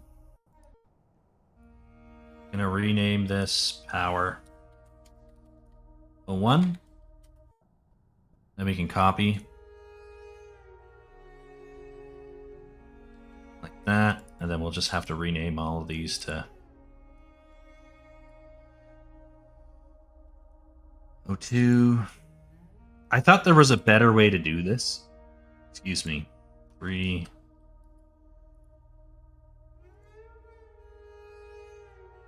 4. I think there might be. 5.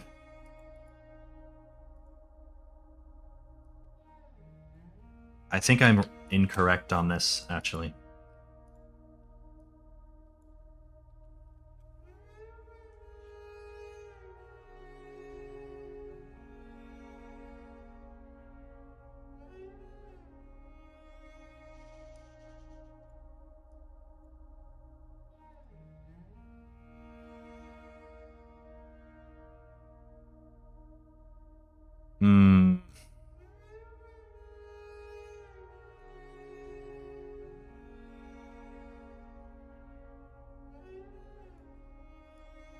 Can I change all of these at once? Yep.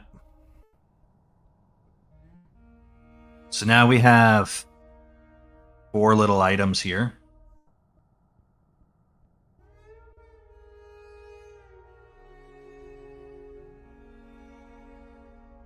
And then, yeah, we can change these out. Stuff. So we can go in here.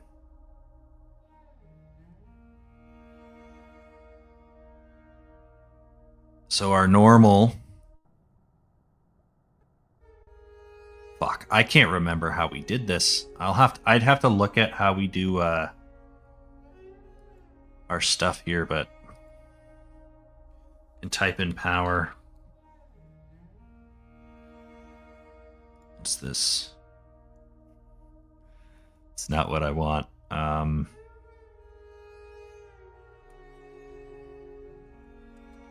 Rune.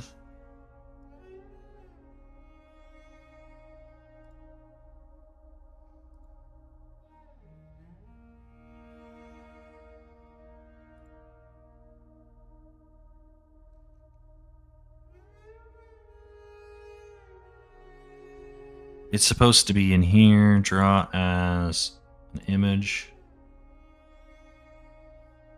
Is that the rune that I have in my health bar?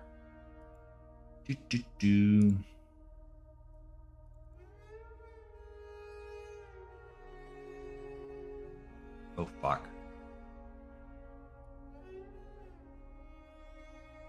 Yeah, that looks like it's the same one. Okay.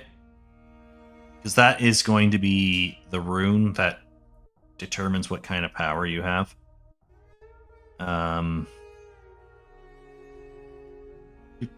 So maybe we can...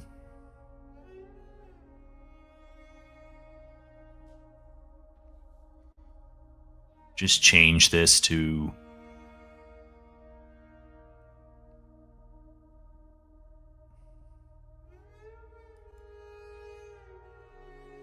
maybe a different color here. Something that's a little less offensive. And then we can just copy and paste. Paste. And then maybe make this one like yellow. So that when you press it, it goes kind of like a yellowish color. Maybe just a slightly darker offshoot color there. Disabled. Disabled, we can copy this and paste this in. Maybe we make this like a gray color. Oh, low saturation. Like that. So it's nice and dark. So there's no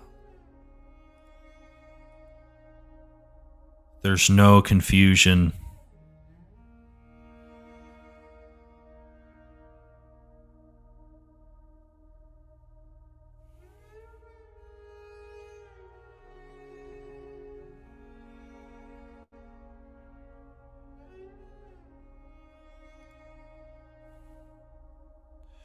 Then we can make the opacity like 0.7.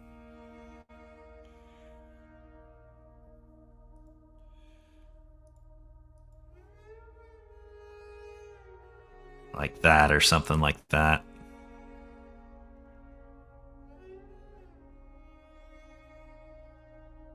Okay. And then what we can do is just copy this and then just go in here and paste them all in.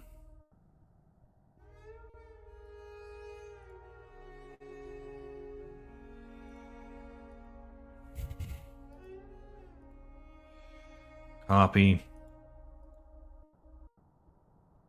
There we go. Paste. Paste.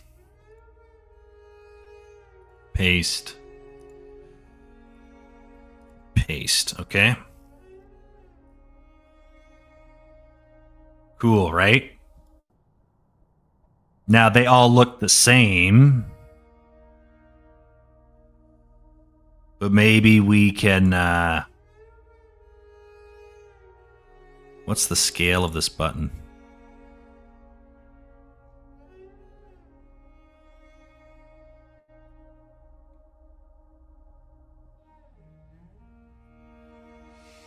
Maybe we can tweak this a little bit. And obviously, each power is going to have a different rune attached to it, so that they're going to have different abilities and whatnot, right?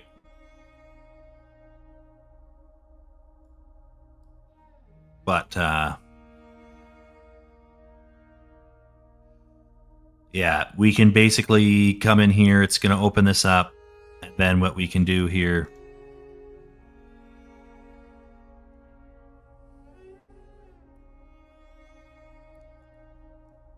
I believe if we go to our pause menu here and we type in resume game here,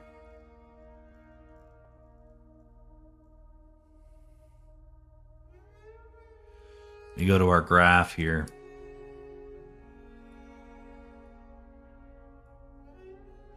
On clicked. So on clicked is kind of the code here.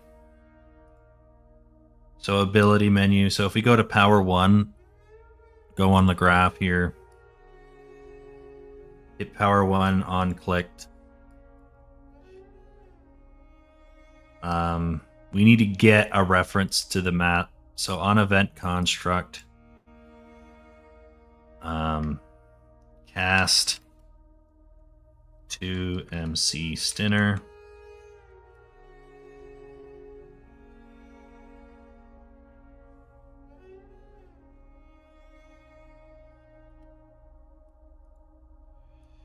And then just get player controller. There we go. And then we're just going to promote this to a variable as main character. So then we're going to just go get as MC here. And then we can just go set ability.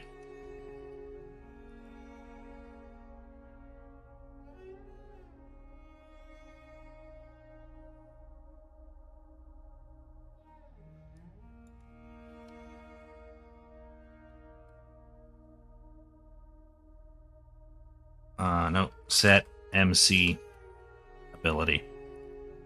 Power 1. Right? Cool.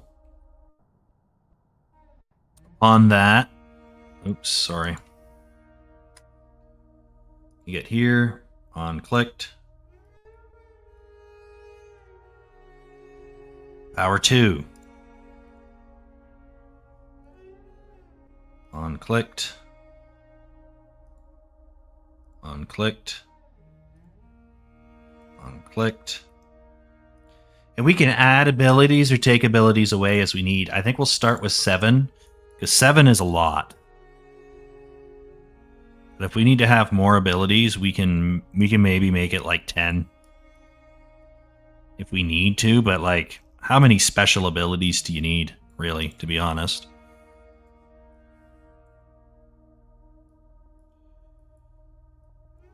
So then we can just paste these in like that and change that to power 3. Power 4. Power 5. Power 6.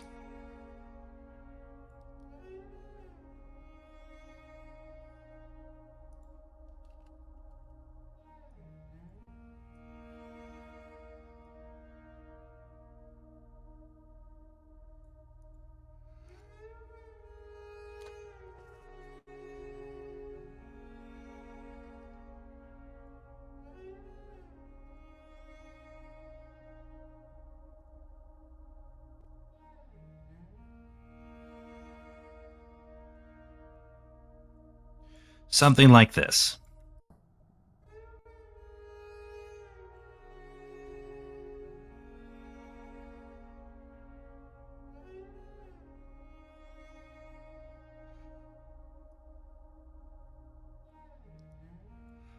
So now each one of these, as you click it, you can move, but maybe I want to disable them. So how do we disable?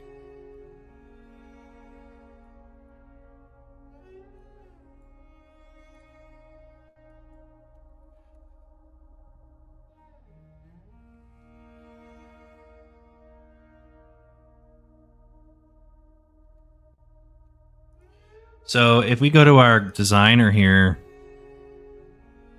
we have it disabled. So how do we get disabled?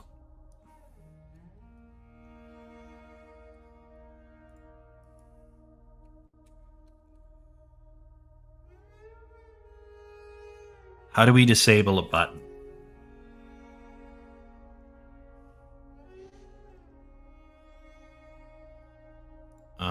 Hold on a second, guys.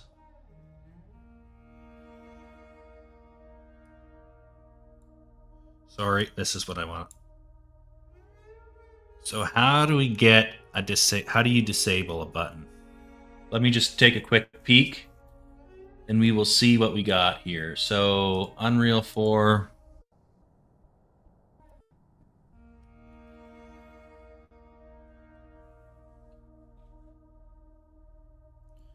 Disable button. Set is enabled. Set is enabled right there.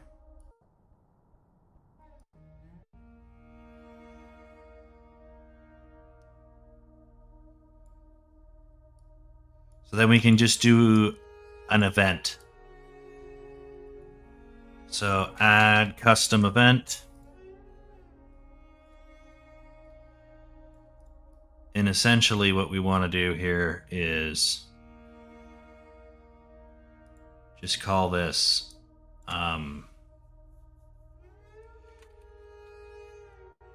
power 1 on.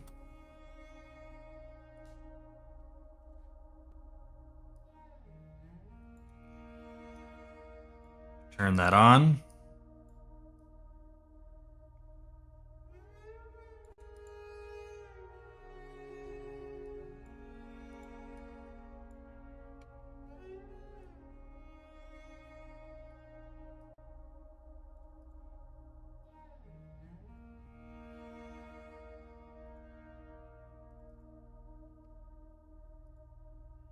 And we come over here and we can turn that off. Compile and save. Got a warning here.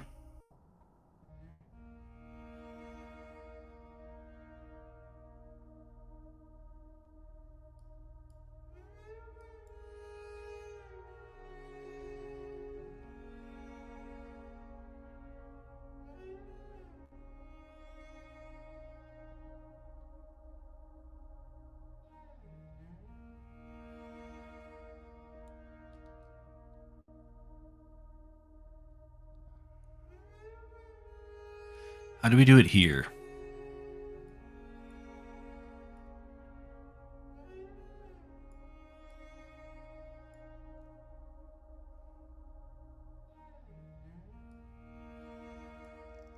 Doesn't look like we have a reference. But we can get one.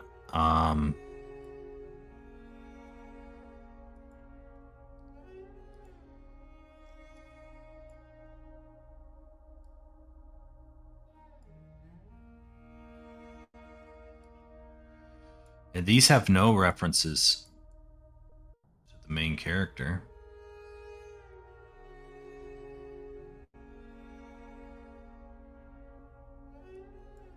Let's go to the event graph here.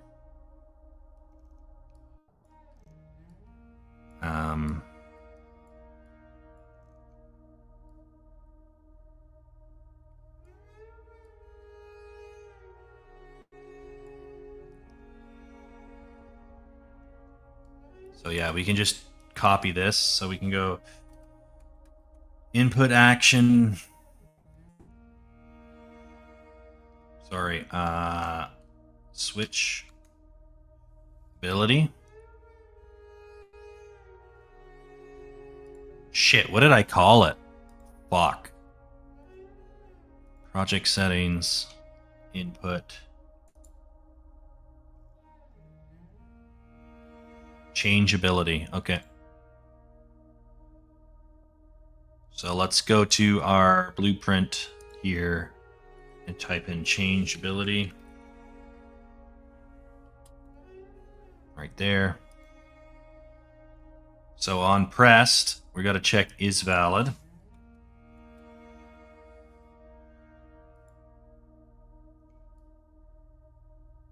And then we're going to do what's called, if it's not valid, we're going to create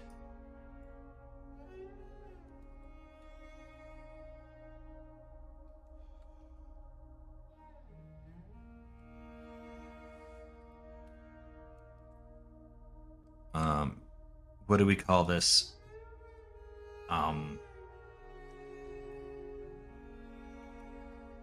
What did we call this? Ability menu.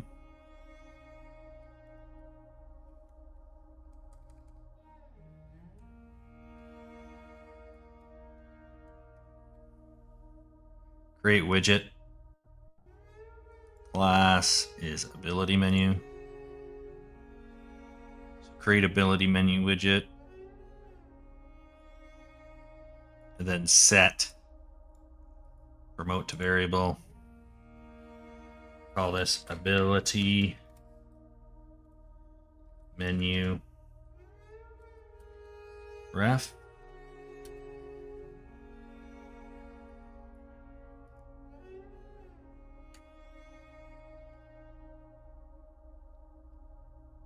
Does this work?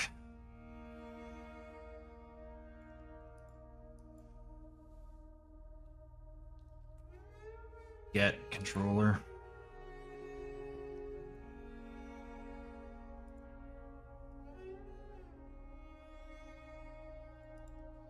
That's just a player controller, whatever.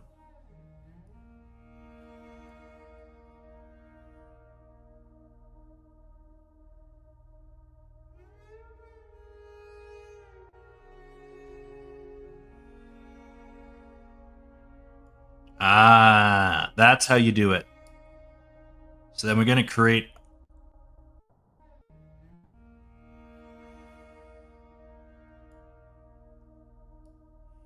from here set as MC, get a reference to self,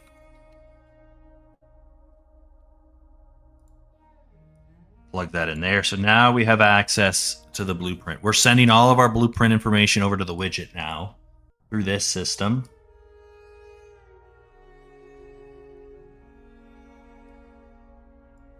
Then we can do a branch.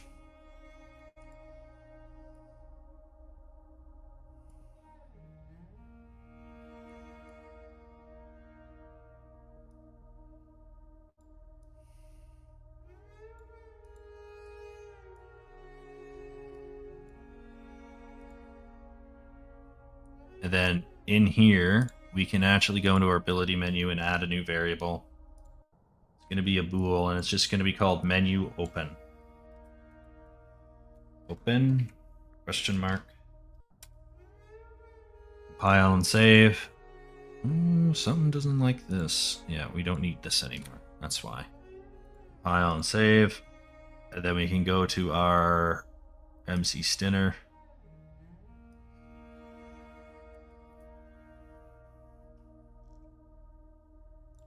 Get menu open. Plug that in there.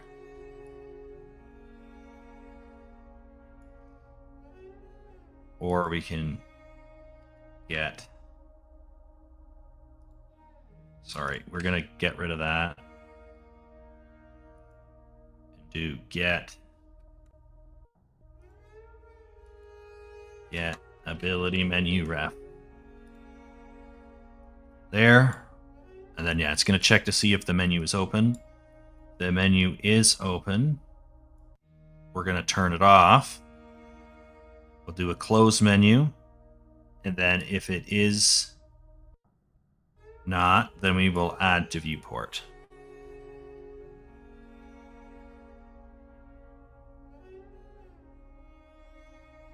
Right? Same idea as the pause screen, but instead of opening up a pause menu, we're going to open up an ability selection menu, and then we're going to have all of this weird stuff in here as well. But yeah, that's kind of the start of this. We can just highlight this for a quick second, hit C, and comment this as purple-ish. Nah. Red. Red is power. And make it ability menu. And then, yeah, we can just then go into here. We can open this up again. And I believe it's just an event, so we can just add a custom event like that. Call this ability off. Menu off, maybe. Menu off is better.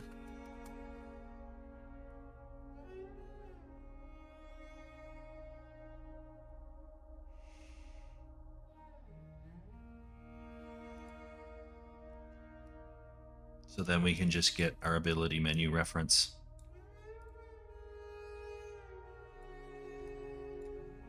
Menu off. It's going to go into there. And then on the other side here, we want to add to viewport.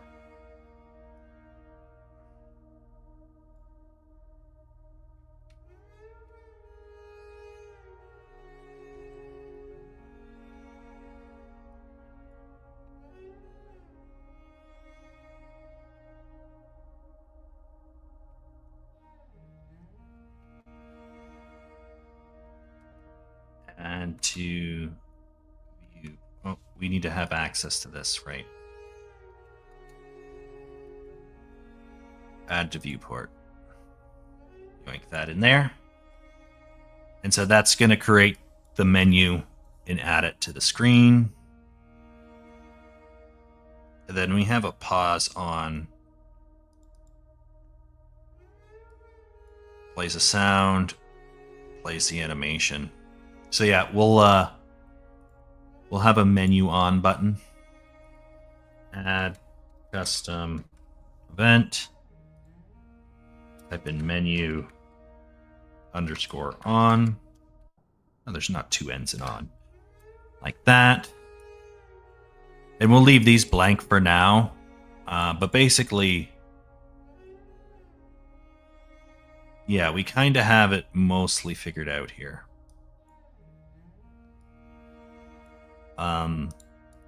And then what we can do is go to our character here. And then just type in menu on. like that.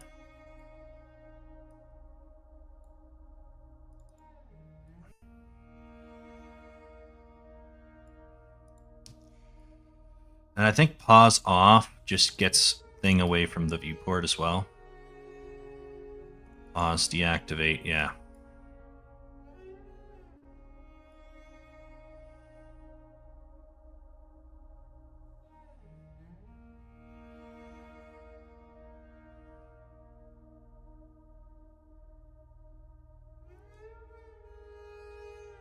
Like that, and then this. So those are stuff we're gonna have to do as well. But we kind of have the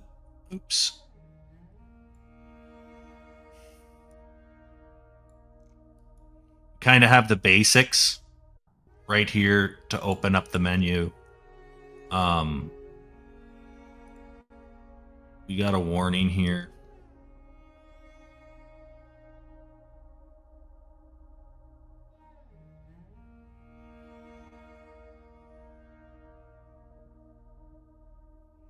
So it's giving me a warning because there's nothing here yet.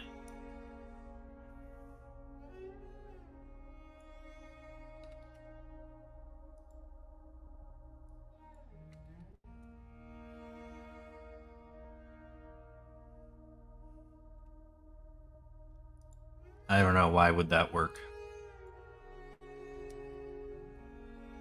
That. And then, I don't know. Just kind of see if that causes that to fix itself. Pile and save. Doesn't have a problem with that. That's just shit code. That doesn't mean anything. And then we go to here. Pile. Save. Yeah, so it just wanted something plugged into that so that I could read that. So I'm not too concerned. Not too concerned about that at the moment. I think we're okay.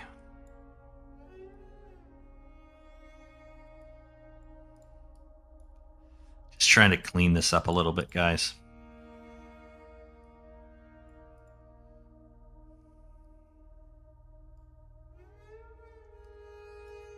So then we can go in here.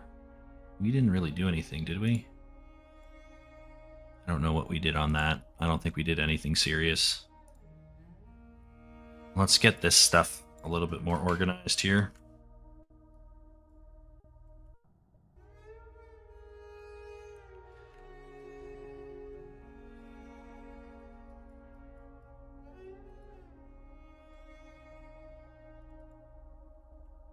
Nope.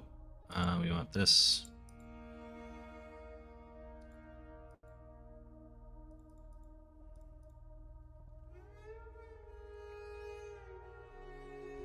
Oh, doesn't like that, right?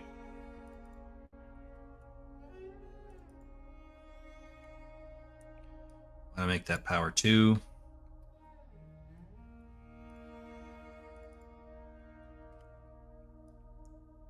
Power 3.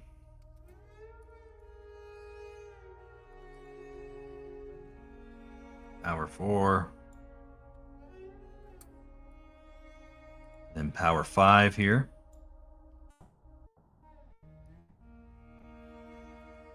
Like that. We got 6 here. This is a little bit repetitive, but basically, and then we got to do a 7th one.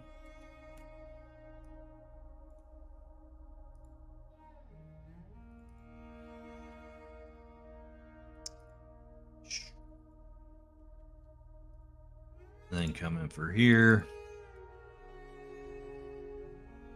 7.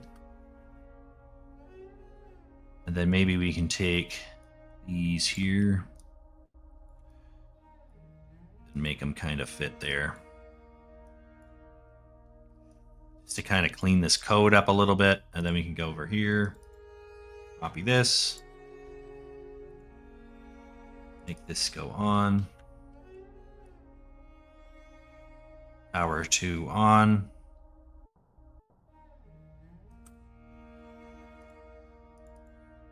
Power 3 on. You guys know the drill. And basically what we're trying to do here is create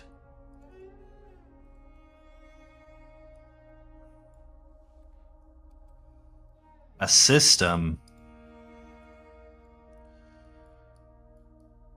that just gives us what we need for availability on those buttons, right? So if I got 5 here, we can go to here and get our 6 in here. But right now we don't really have anything to set the buttons on or off. So then what we want to do here is compile all that.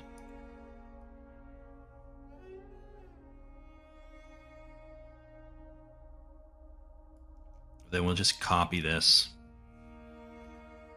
Call this ability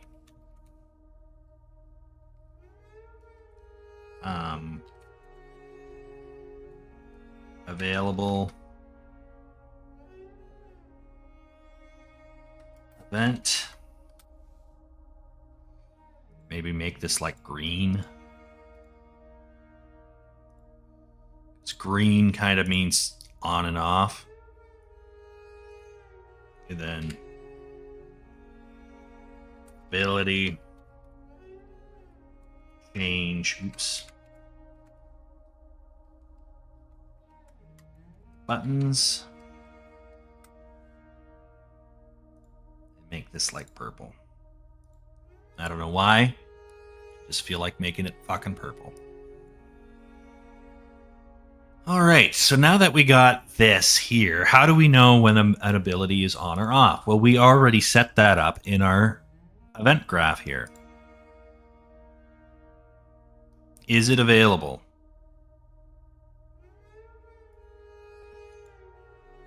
This here, availability tick, right?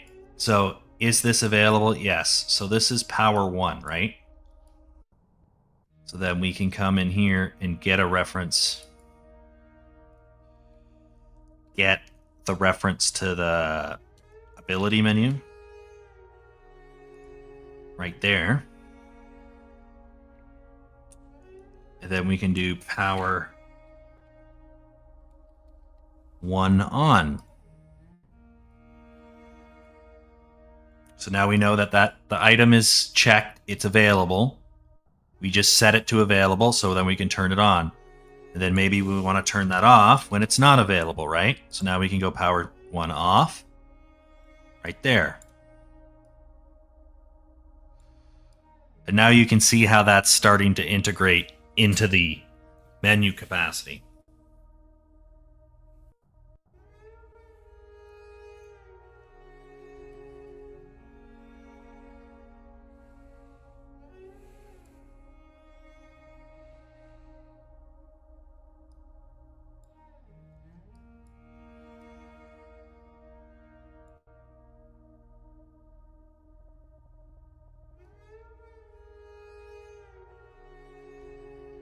So then we got ability 2 here, right? So then we can go power 2 on and off. On.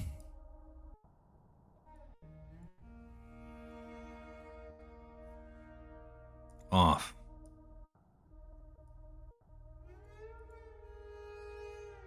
So on and off.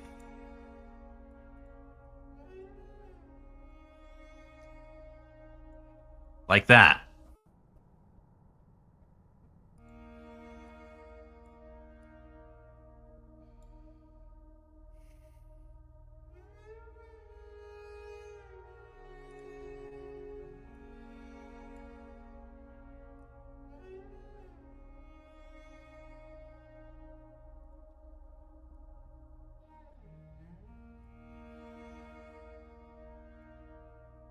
So there is how we do our ability check. So maybe power 3, we can get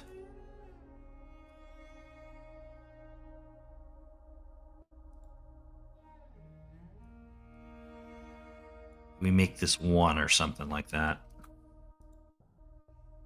Now, how many things do we have? We have 9 abilities.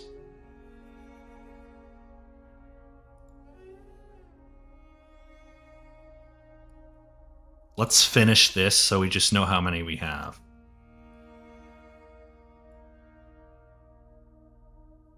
No, 9 is the correct number. But still, we should finish this. Let's get this finished. This is very tedious stuff, I know, but it's important to get this done, right? What if we were smarter? And then I just disabled these. And we just went down the chain.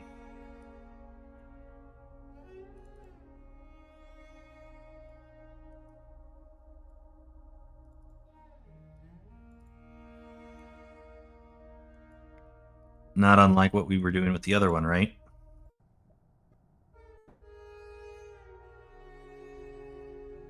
So then this is going to be 6.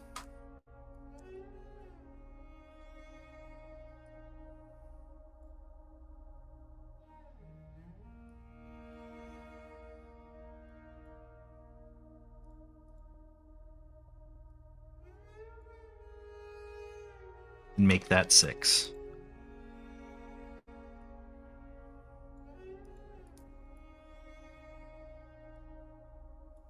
And then 7.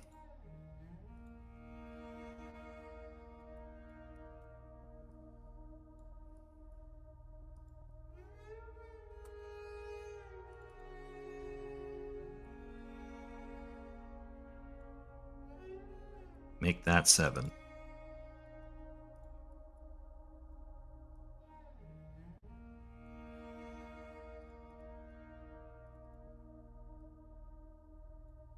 Yoink. 2 more. Again, this is a little bit... This may seem like a little bit convoluted. I don't know.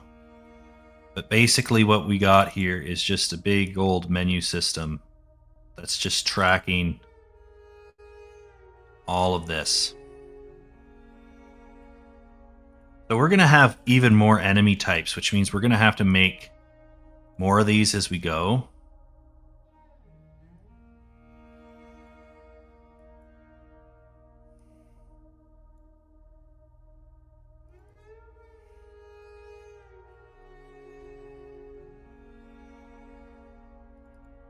But we can. We'll just edit the enumerator, and then we'll just edit this. We can just edit all of this. I can come into here, and I can add elements whenever I want. So like this is a pretty flexible system.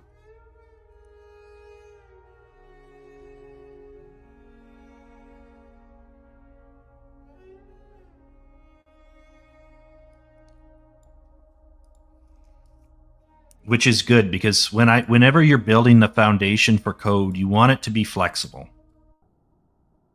You don't want to kind of have a really... Oh, fuck, I didn't mean to do that.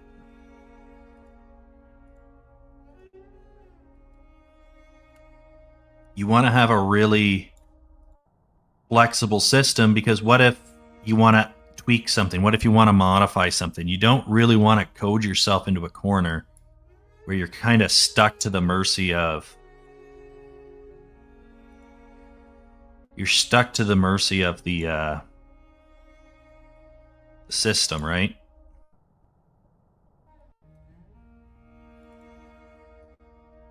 You want to be able to modify stuff. If you go, well, I can't modify this, I can't patch this out because I kind of screwed myself here, then you're fucked.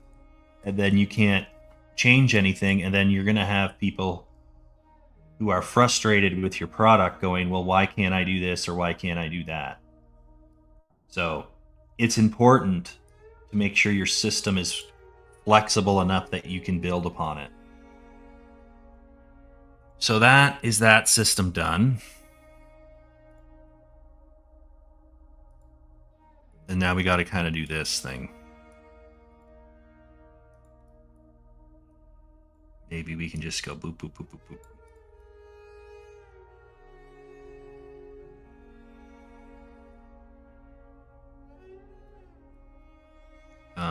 And we want to lift this way up. And we can just branch.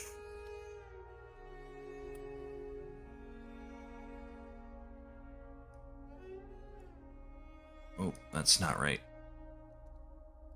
Greater than 1. Greater than 0, sorry. Right there. We have 10 things, so that means 3 of them need 2 in order for all of them to actually grant an ability, right? So maybe we make this 7. Sorry, we have 1, 2. We don't have 3 yet. Then we can do an OR.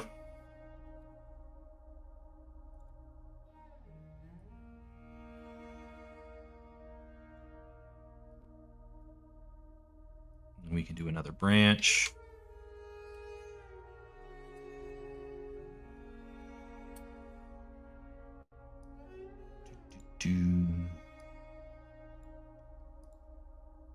Or you're starting to see how this kind of code works. It's a little bit messy, but it's actually not too bad.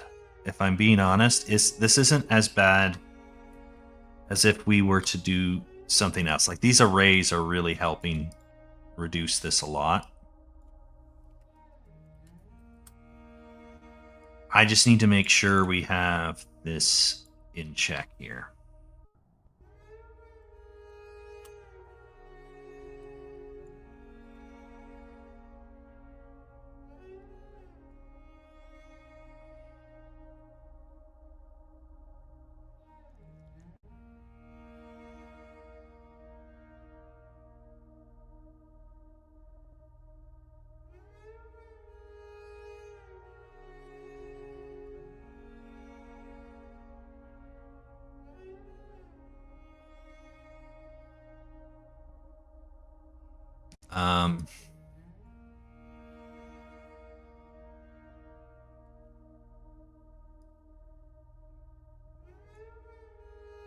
Then I think if we were to lift this up a bit more,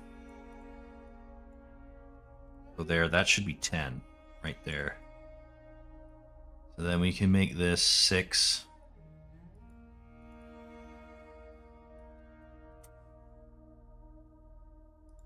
Six and 9, then 8. That should be all of them, right? 0, 1, 2, 3, 4.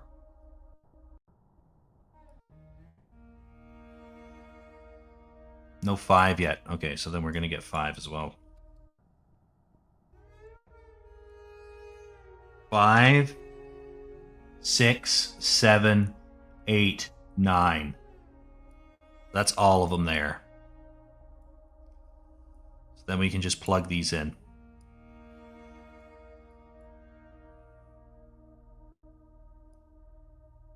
Like that.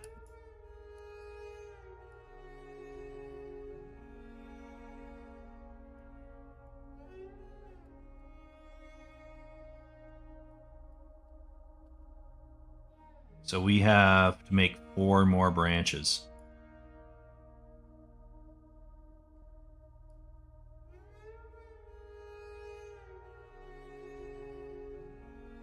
Five, sorry.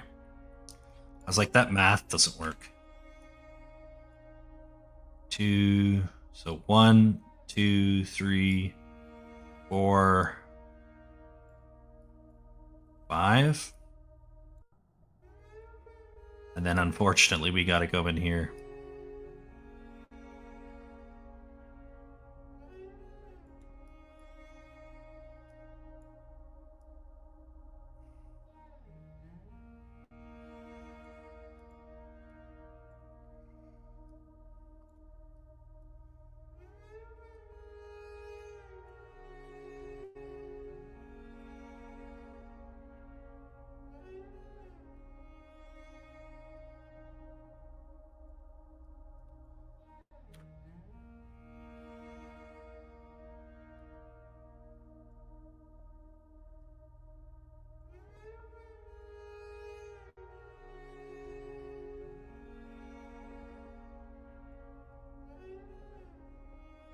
Yoink.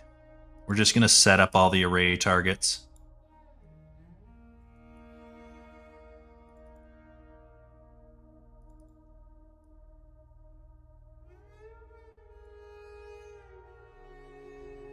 While we're here.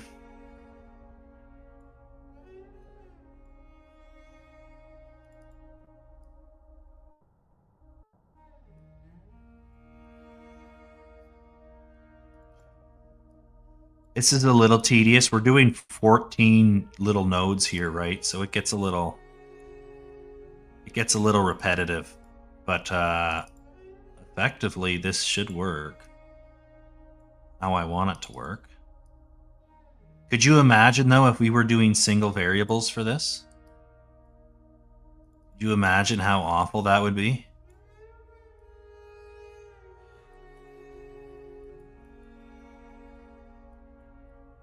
Right? So that we can go up here. Go up here. So this is the true and the false. Set that there. True. False.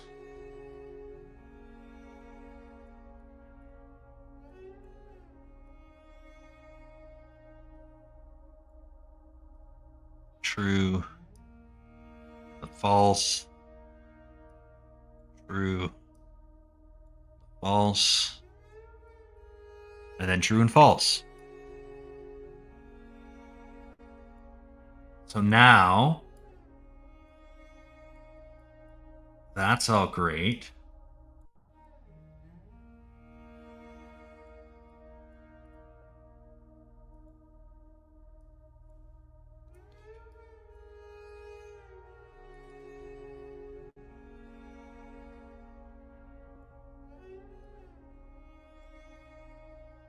Right there. Then we can do power 3 on.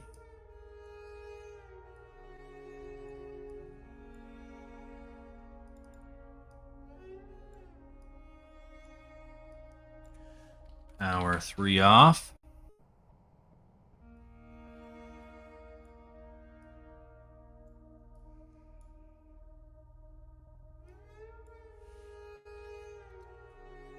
Power 4 on.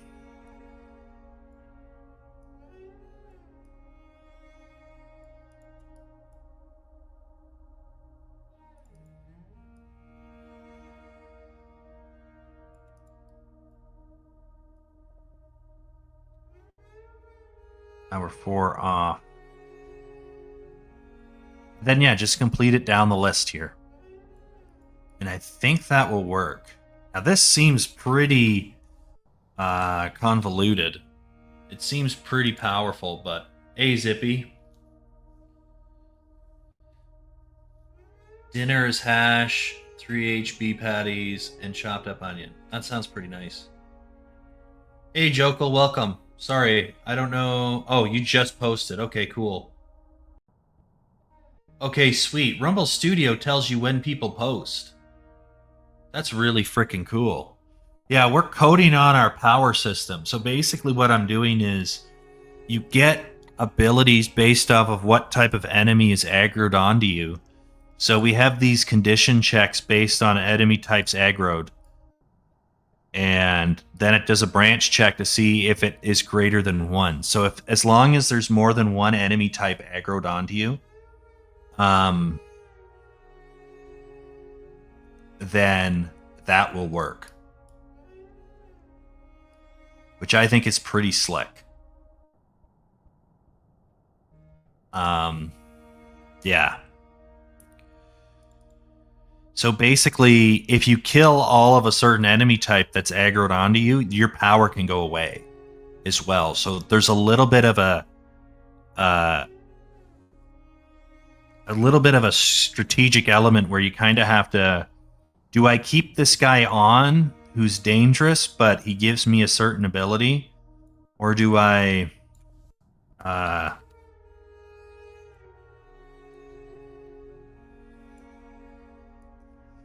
or do I get rid of him because he's dangerous and just deal with not having the same tool set that I otherwise would have, right? So you're weighing in what you can use and what you can't use. So right now we're going to give ourselves 7 powers. And then maybe it's just a tick of various variables that we can set. But maybe we want to make it 10 powers, or maybe we want to have more enemy types. We'll have to edit this code. But for right now,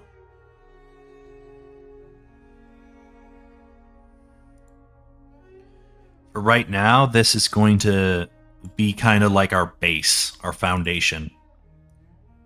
And we'll build upon it later.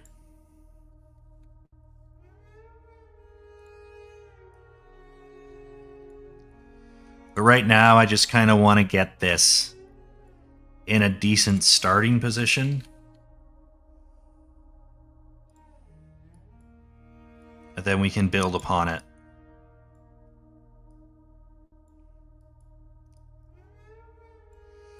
But yeah, the more I practice this code,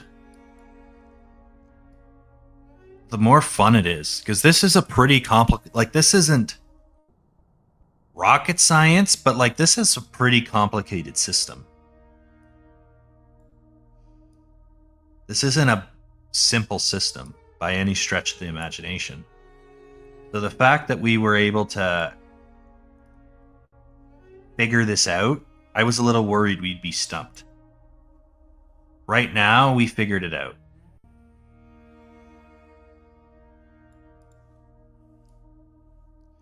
So that's going to turn our abilities on and off.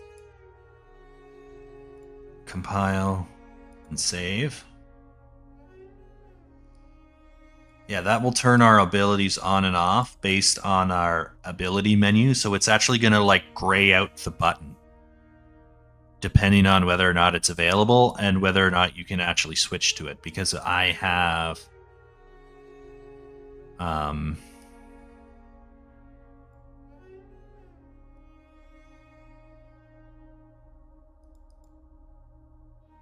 Yeah, I'm not going to get into this just yet because I have to actually make the powers and have them do certain things. So they'll all play like a certain animation, and then the animation will have certain effects. But,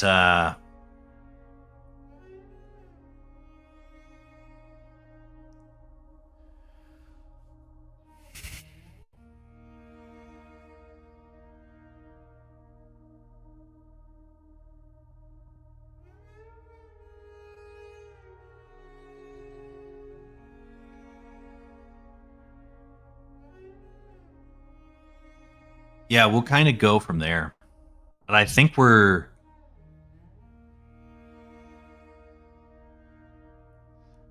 for now, that's good there. That's good there.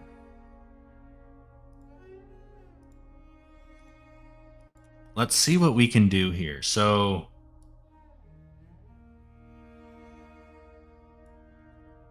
on the event graph here,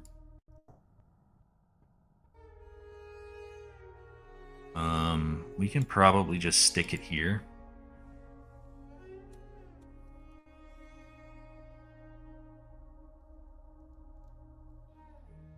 What is it called? Sorry, guys.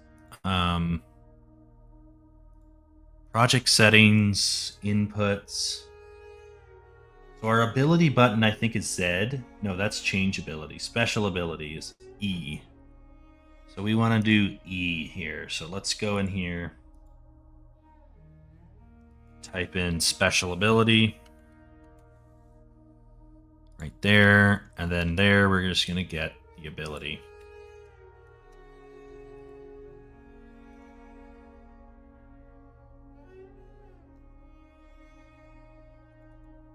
Right there. And then depending on what ability you have selected based off of your enum, it will either fire it off. But it's also going to check to see if it's available. So if it's not available, it should fail out. But if for whatever reason you have it selected and let's say you have a power selected and you kill the enemy that you're fighting, then their power is no longer available. Well, you still have it technically selected in your menu, and this is still available. So we still need to do this check to make sure that you can't fire that power off after it's been cleared. And so then you're going to have to change your ability.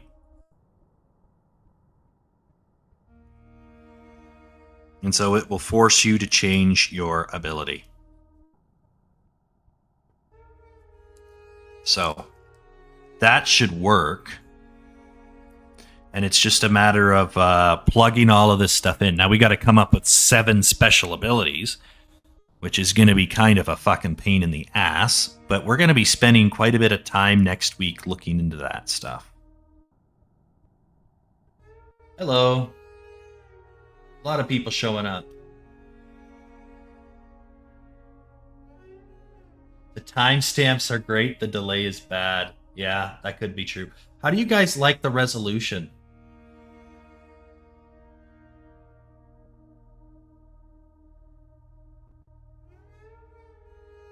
I know Photoshop has quite a few alternative Zippy, but I don't know about like if you're using Premiere or other stuff, that might be a little bit trickier.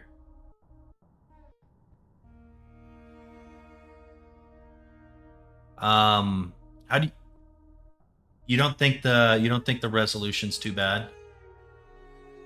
It doesn't look too bad when I full screen the Rumble. I know that when I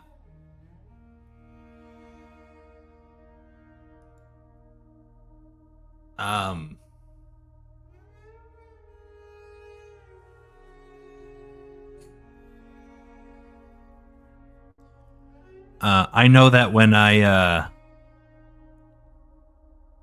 what am I trying to frickin' say here? Sorry. I know that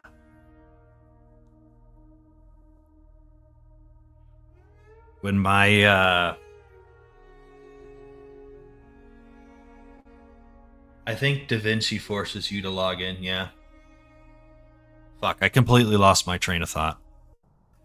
Alright, whatever. When I was streaming yesterday, my resolution looked really bad. But I had the DVR mode on. So that could be the issue. So if we go to our ability menu right now, we got these runes here. And so far they're all just one rune. But we also have a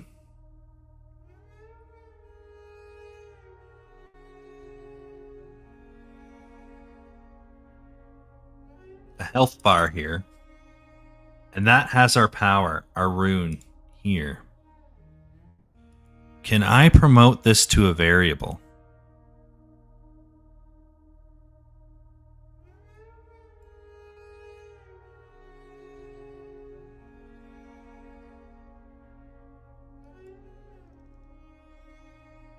I feel like I can.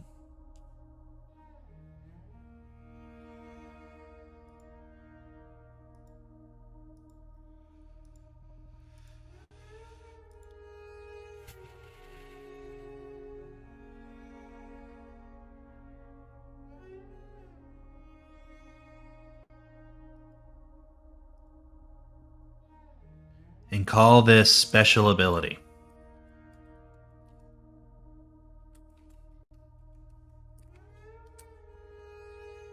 And it is a slate brush. You can get compile and save. And then we can just set the default to rune. You can do this, and then we can just bring that up to there. So that's kind of like the default for now. But what that gives us the ability to do is we can change this image to whatever we want. So, for example, that's supposed to say health full. We're changing that to the abilities. So that it can change between these set abilities, right?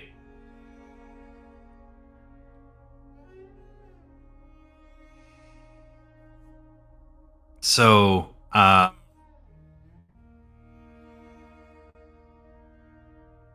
yeah, we can make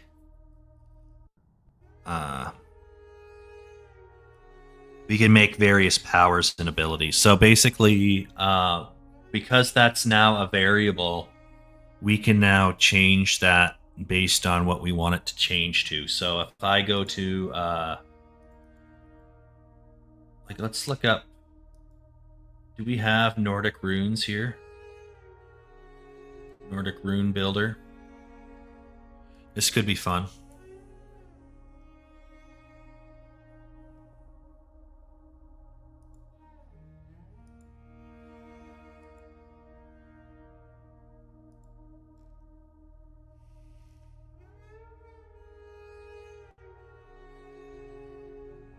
So this builds like custom runes. That's not necessarily what we want.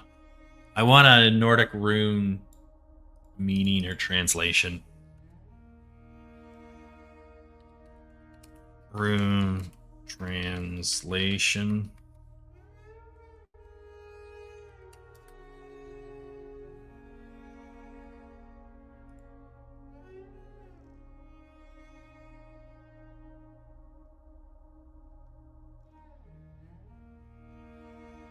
No. Nordic rune.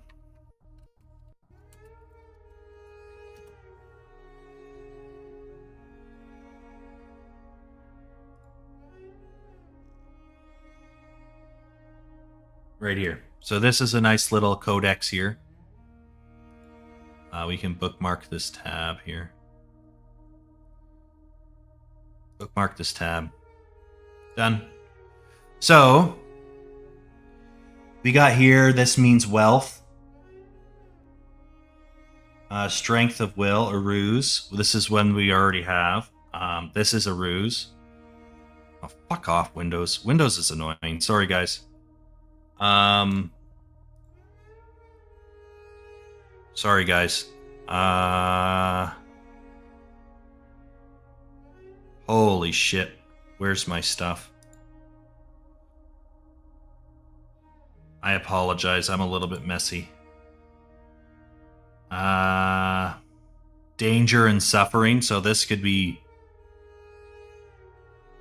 something we could use. And you can combine runes. You got this one here. Rado. Journey on horseback. Movement. Work growth. So maybe this gives you like a movement bonus. Or a dodge bonus. Maybe your dodges go farther distances or something like that. Mortality and pain. Kunan. Generosity here. Ecstasy. Chaos. Unfulfilled desire. So all of this stuff is super valuable. And just gives us a whole bunch of stuff. We can combine these to make new runes, and then we can use that to kind of come up with kind of powers. So I'm going to brainstorm the powers probably over the weekend, and maybe on Monday we start designing some of these runes. We'll plug them into here, and then we'll also set up a code that we can change our special ability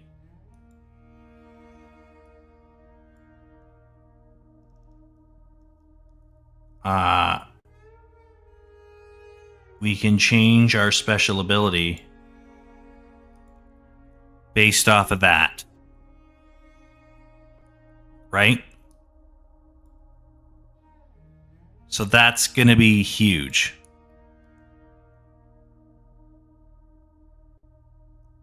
Does that make sense?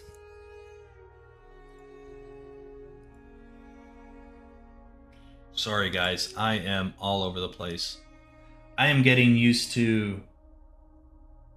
What is the rune for Odin? Treachery? Odin is a spear rune. I already have that one as my, like, selector. It's like an X with a line through it. That's my targeting rune. But yeah, we got this set up so that we can change this out. And then we got our ability menu here. So this guy here, if I zoom in real close, it's up one square, and it's in the middle of this here. So if I go to my ability menu, up one square, it's right here. Right? That's where this is. If I were to zoom out here, oh fuck, the squares are completely different. How am I supposed to know?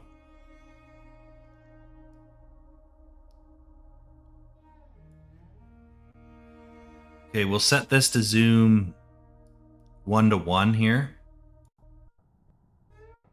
And you can see we're just at the top corner here, so we want it to be about there.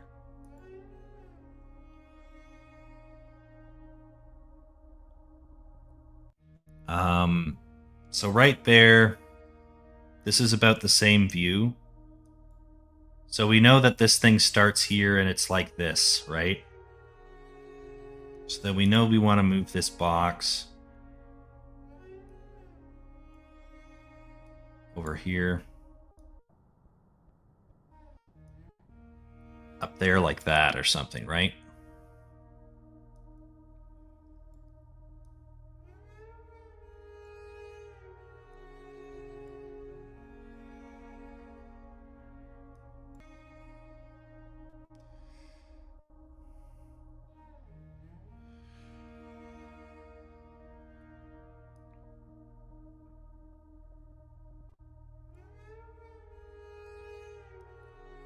I think that will work. Right there.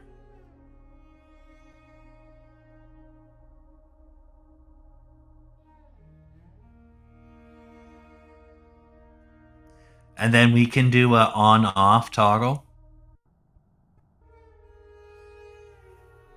So we can go menu on / off. Menu on off. Load that up. And we can key these guys here.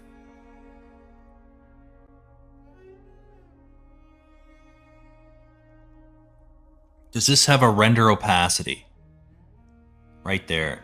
And we can key that to 0. Sorry, we want to be a 1/4 second. Set that to 1. Lock that in. And lock in these position. Lock in the X position. I don't care about the Y. And then we go back to here. Then we set our render opacity to 0.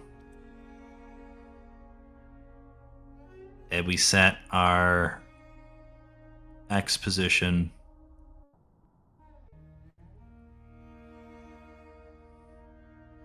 right around there-ish.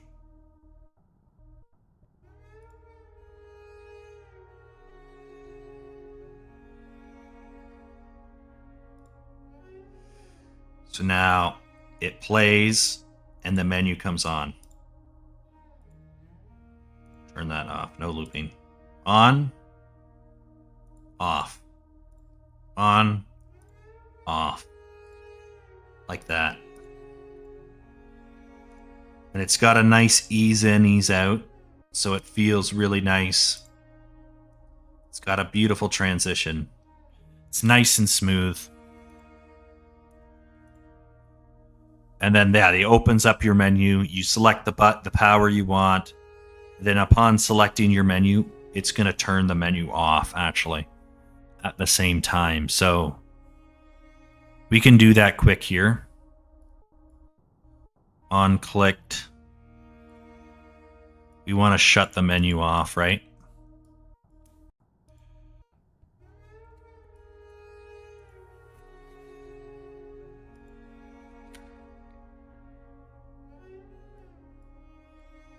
Let's set it to 4 here. Menu off.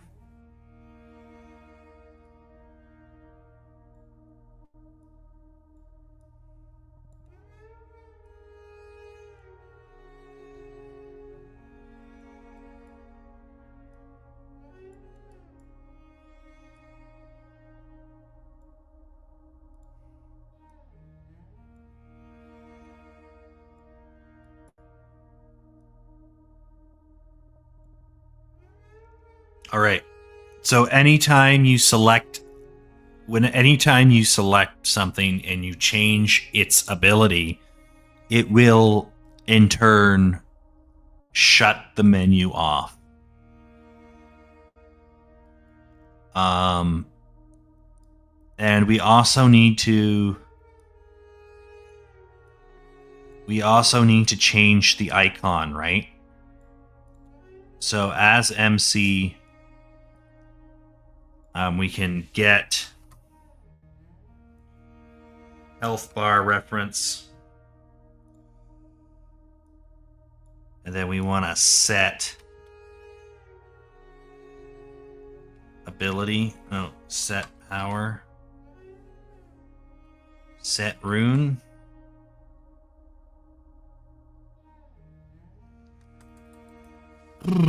What did we call this?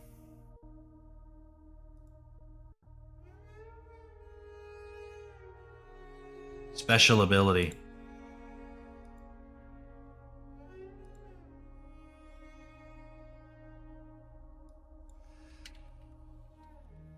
Set special ability.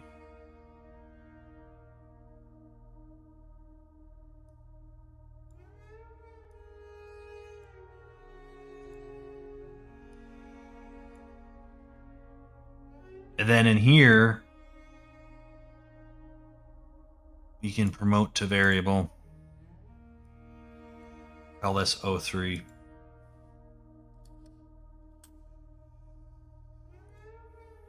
So 4, 5, 6, 7, 1, 2.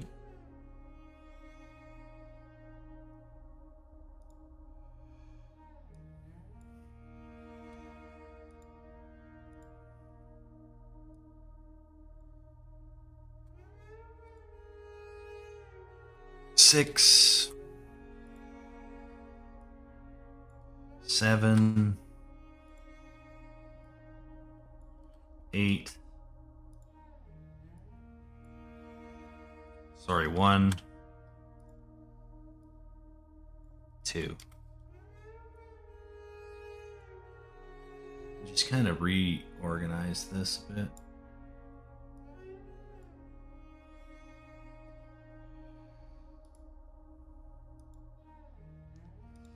Category. We're going to create one called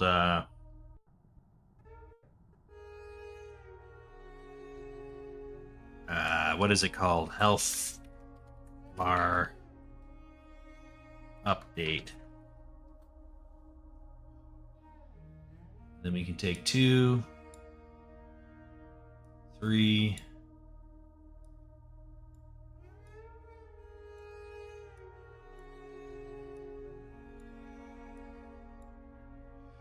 1, 2, 3, 4, 5. I don't know why this is being so weird. 6, 7.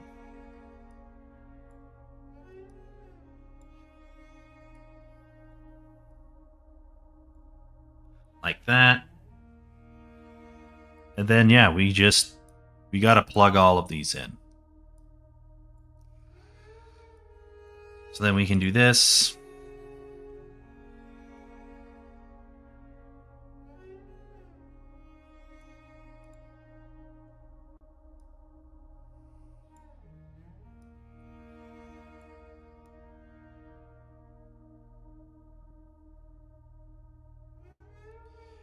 Then this is special ability 2.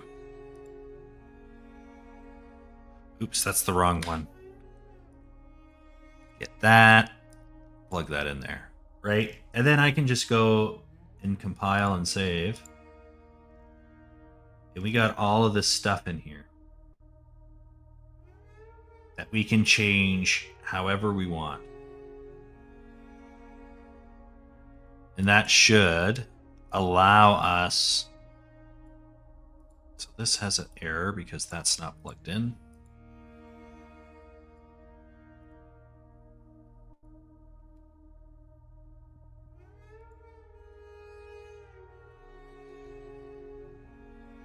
Oop.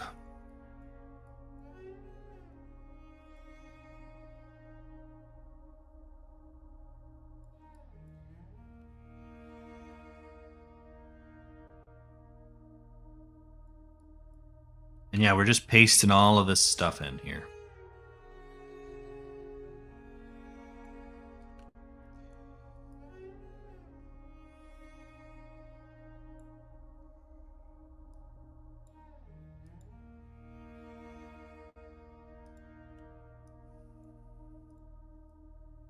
All right.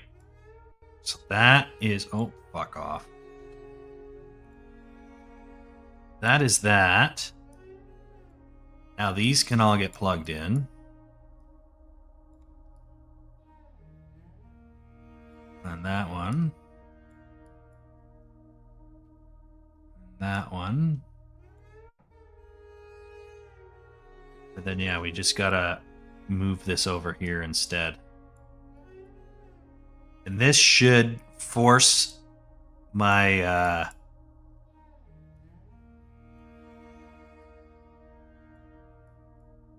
Oh.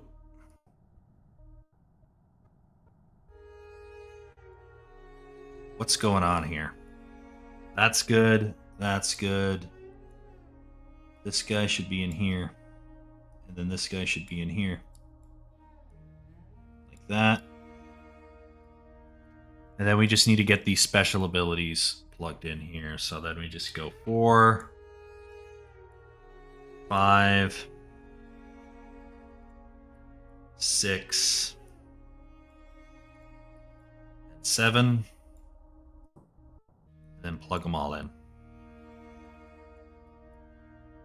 Like that.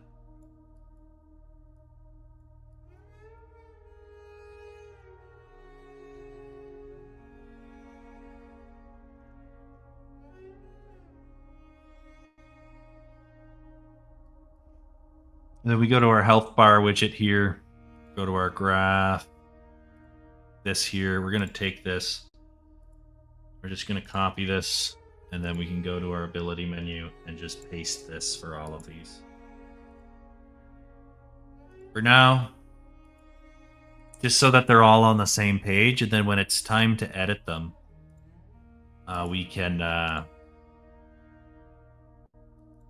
we can just change out the images that we create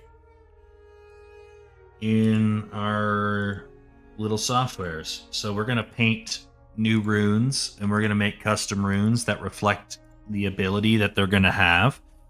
And then we will just swap these images out with the new images. And then whenever we change our power, that's going to change. That's actually going to update our little health bar here. And it's going to update in this little corner here. And you're going to get a new rune depending on what ability you select.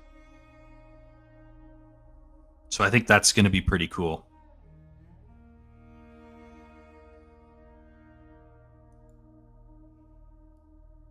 We need an ability 1 here.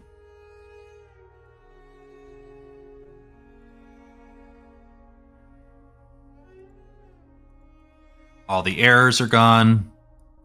And of course, whenever you select something, then the menu goes away. Because it's like anything you've ever selected. Like if you've ever done any type of menu system like this before, if it's a quick select system, you select what you want to select and then it closes down, right? Because you're only selecting what power you want to equip. There's nothing else that this menu does. So it's a very simple menu. It's a very quick menu. So we're going to have that. Go select the power that you want. Done. We're also going to have, on this one in particular and a couple of other ones, you're going to have slowed time. So whenever you open the menu up, you're going to get like, we're going to get the world time to slow down to like 0.2. And it's going to go super slow-mo as you pick what you need to pick. And then it'll go back to normal speed when it goes off. So I think that's going to be pretty fun.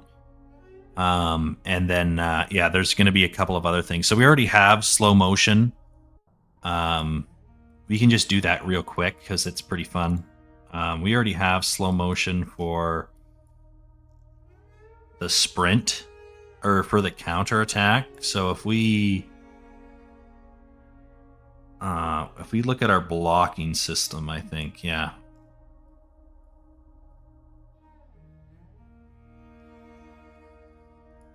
Nope. It's parry. Parry something. Is it this? Yeah, this here. So it's the set global dilation, right?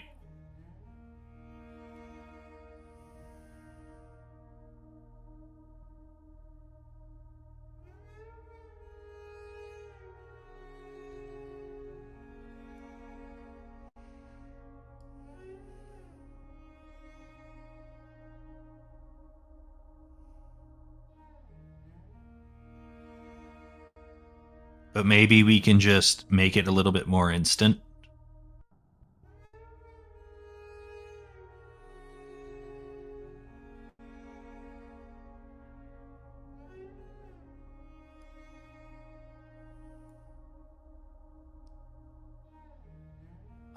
There's also an ability here, sorry. If I go to the camera mode here, we have a our interp.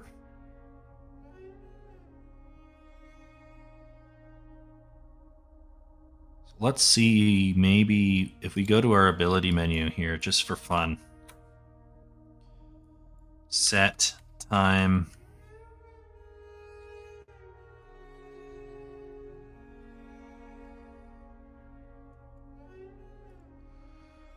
Maybe we can't in this. Maybe we can't in this.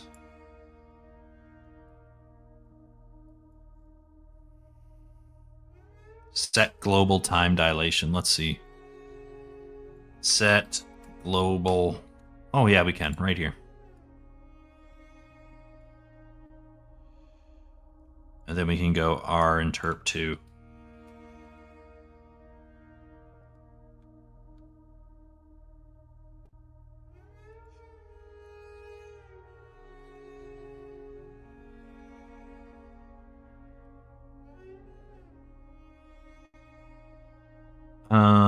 Let's look at this. Sorry. We want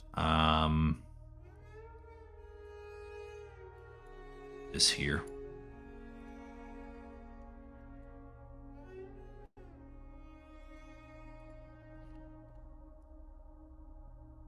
Right, that's only for rolls.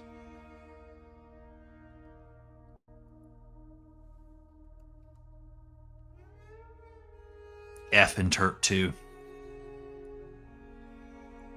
So the current is going to be 1, because that's your standard time dilation is 1.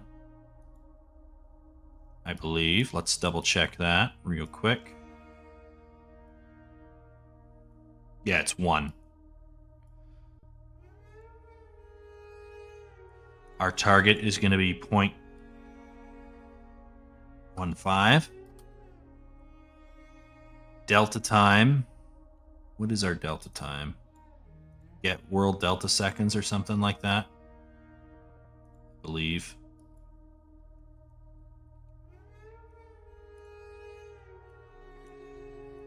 And then the speed.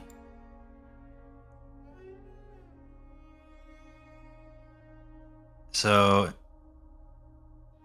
if we set this to 12 or something like that.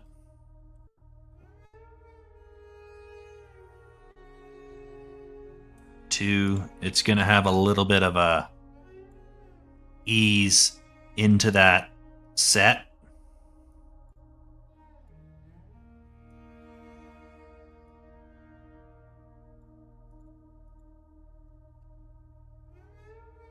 Right?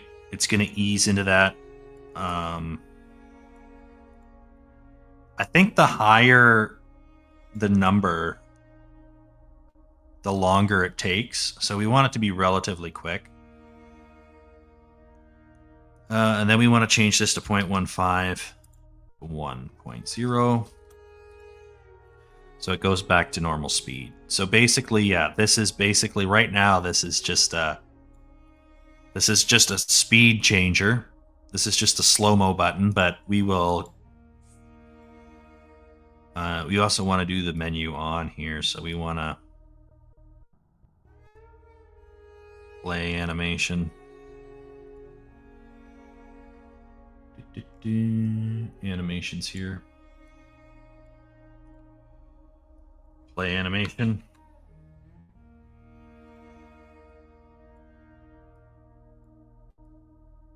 And then we'll play that forward. Play animation. Play that reverse. Just like that. But we also want to disable. So if we go to our menus here, we go to this pause menu for right now. Go to our events.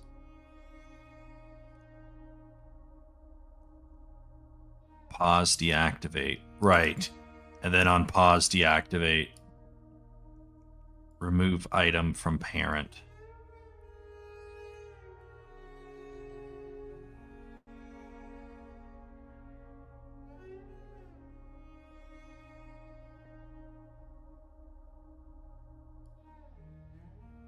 Which basically means destroy the widget. Yeah, so... yeah, that's pretty much it. That's all we got time for today, guys. Odin is the god of poets. Oh, hi, Generva. Right on time. Yeah, we are getting a really thick into the coding stuff today. So we're creating an ability system. And we just got like the menu started here. So this is our little health rune here. This is our health bar system. And in here is our abilities. So this is a power. This is a ruse. So this will probably be, this is endurance. So this will probably be like a stamina bonus. So you get X amount of stamina recovery or something like that for X period of time while this ability's active. And then you can change your ability to either be like a special attack or another buff. So another buff is likely going to be like an increased poise so that you don't get interrupted when you attack. You can't get staggered and stun locked. And then there's also going to be like special attacks. So like you do a big sweeping slash. And let's say you can hit 4 people at once, right? That's also something that we could do, and they're unblockable attacks. So if an enemy is in the way of that shot, he's going to get hit by it.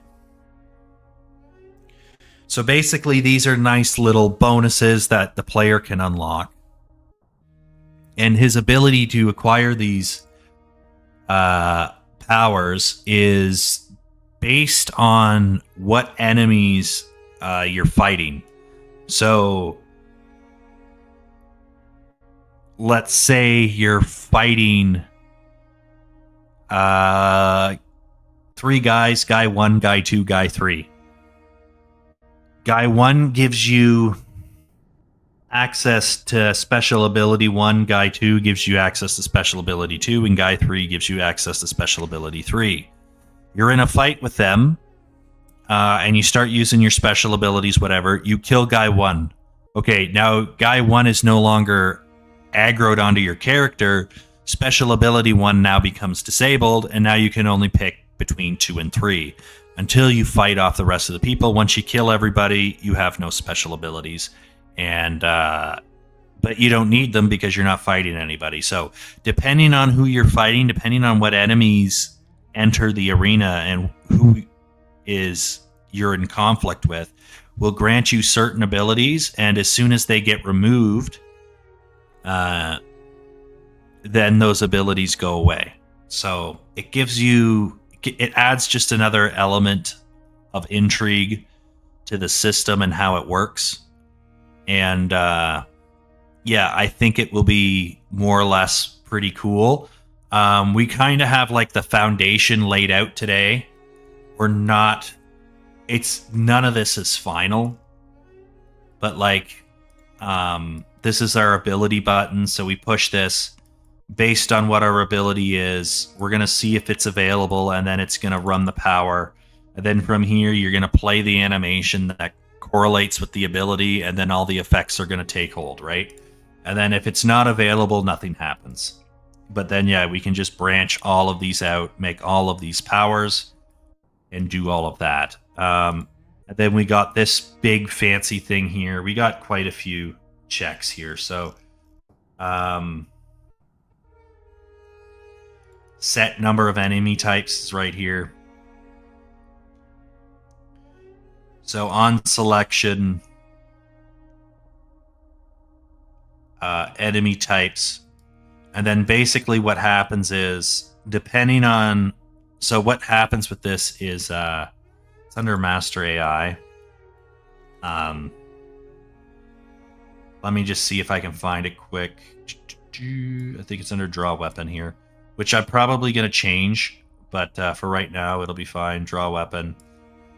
We got this aggro message here.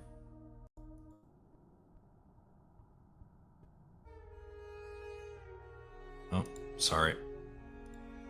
So this little aggro message. So if we go to MC Stinner, we go to our event graph.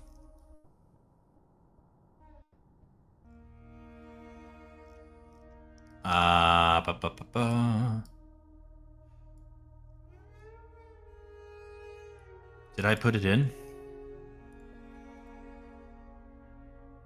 Yeah, it's here somewhere. Focus. It's under the sensor, right? So this here is going to... This guy here, he draws his weapon. He's aggroed at me. He's ready to fight. He's going to send my character a message. That message then goes to my character right here. And then it's going to set number of enemy types. So it's going to take what enemy type is aggroed onto me. And depending on what type it is, it's going to add one to this array of integers and basically find out which enemy type of which is attacking me, right?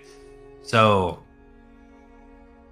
if, let's say it's a grunt, right? So a grunt draws his weapon, he's aggroed on me. It's going to follow the path up to here, and it's going to set the array element for enemy types aggroed as type 0, and it's going to add 1 to this array element. So then it's so that when I do a check to see if my spell is, my abilities are available, it's going to say, okay, this ability relies on type 0. Is the 0 in this array greater than 0? If it's not greater than 0, that ability does not work. If it is greater than 0, then I have access to the ability. I'm good to go. So it's going to go into there. It's going to add these in here. And then, yeah, then we have this availability check.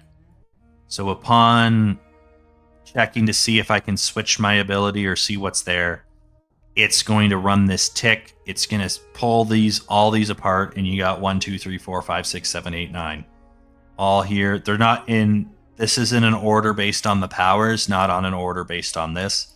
So we do get a little bit of funky stuff here. But then you got the power on and off based on what we have here and if these numbers are greater than 0. If they're not greater than 0, then the power gets disabled, right? So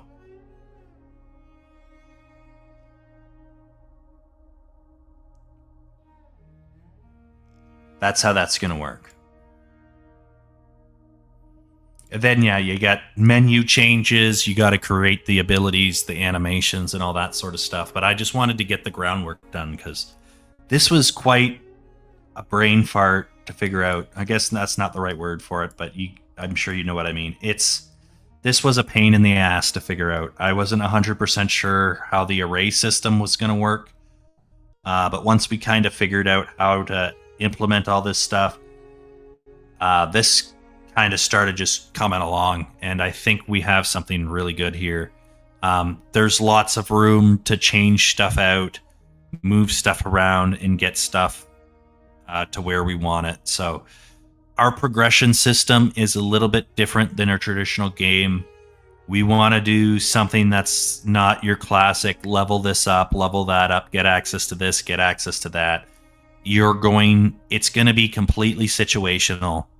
And depending on what level you are in, what you're doing, you're going to have different access to weapons, different access to abilities. And I think that's going to really make this game stand out compared to just your traditional half-baked RPG leveling systems that other games seem to just cram down action games. This action game is more about situational ability and situational access, and less about leveling up a character. So, yeah, that's the end of my little rant here. Yeah, super armor, exactly. But yeah, we got a lot of code, a lot of stuff to figure out. But yeah, I think we're going to wrap up for today. We got the foundation. We got a lot of the grunt work done. And we're ready. We're ready to move on to for the day. And Monday, we'll be doing the rune stuff and swapping the runes out. And we're going to go... I think we're going to lean pretty heavy into getting this ability system, because I want some semblance of an ability system ready by the end of the month. So I think that's going to be a pretty important element to our gameplay build when we release the next build of this game on at the end of July. So fingers crossed we can get this all done. But yeah, this was a strong start to the base, and it doesn't seem like we really compromised anything today. We just had to spend a bit of time figuring it out. But I'm pretty happy with this. This was not as a visually of an exciting stream today, but it was important to get this stuff done and to kind of figure it out. So thank you guys so much for hanging out. Monday, we're going to be screwing around in our more of a traditional art system, creating runes for certain powers and going based off of that. I think we're going to give ourselves... I think we'll give ourselves 3 abilities, and we'll work on getting those 3 abilities done, and then we can go from there. So maybe like the grunt. Yeah, we'll start with maybe 3 or 4. We'll do 4 abilities, I guess,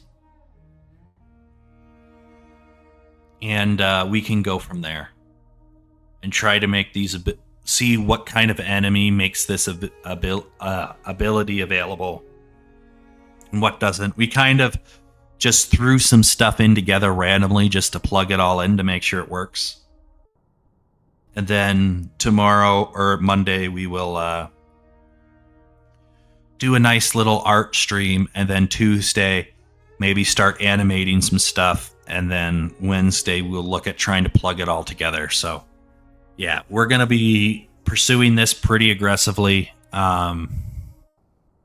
Next Thursday, maybe, or maybe some point earlier in the week, if I'm banging my head against the wall too much, maybe we look into low poly weapons from the Huntsman. We haven't done any of the weapons yet. We got the character in the game.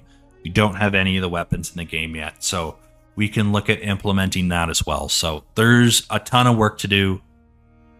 And yeah, the Huntsman will not be ready for the new build.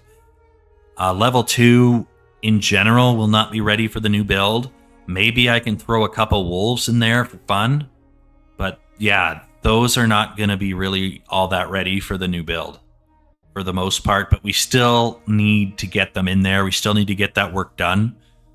Because eventually we got to release a full game. So I can't just be focused on making a tiny little portion of the game as smooth and polished as possible when I got to get everything around it also looking good. So yeah, that's the game plan for next week. And then, yeah, hopefully, let's look at our calendar here. Yeah, we got another full week. And hopefully by the end of those 2 full weeks, our ability system is looking pretty strong. and then we can look at adding some more menu functionality. So like we have an options menu in our pause menu, but we don't really have anything created for that yet. So we could look at that, adding like an inversion to the y-axis on your controller, so your look up down can be inverted. Maybe do volume settings, stuff like that. So a lot of things we can adjust. Thank you guys so much for hanging out, and we will, I think I might do a Sunday stream for Kingdom Come Deliverance after work. I might do a Saturday stream of Chivalry 2 just for some fun. But I'm not going to stream tonight, and I probably won't stream Friday night. But maybe we can do a Saturday night Chivalry 2 stream, and then we'll finish the story in Kingdom Come Deliverance and maybe start one of the DLCs. So lots of fun stuff to do. Lots of stuff to look forward to, and we'll catch you all later. Peace.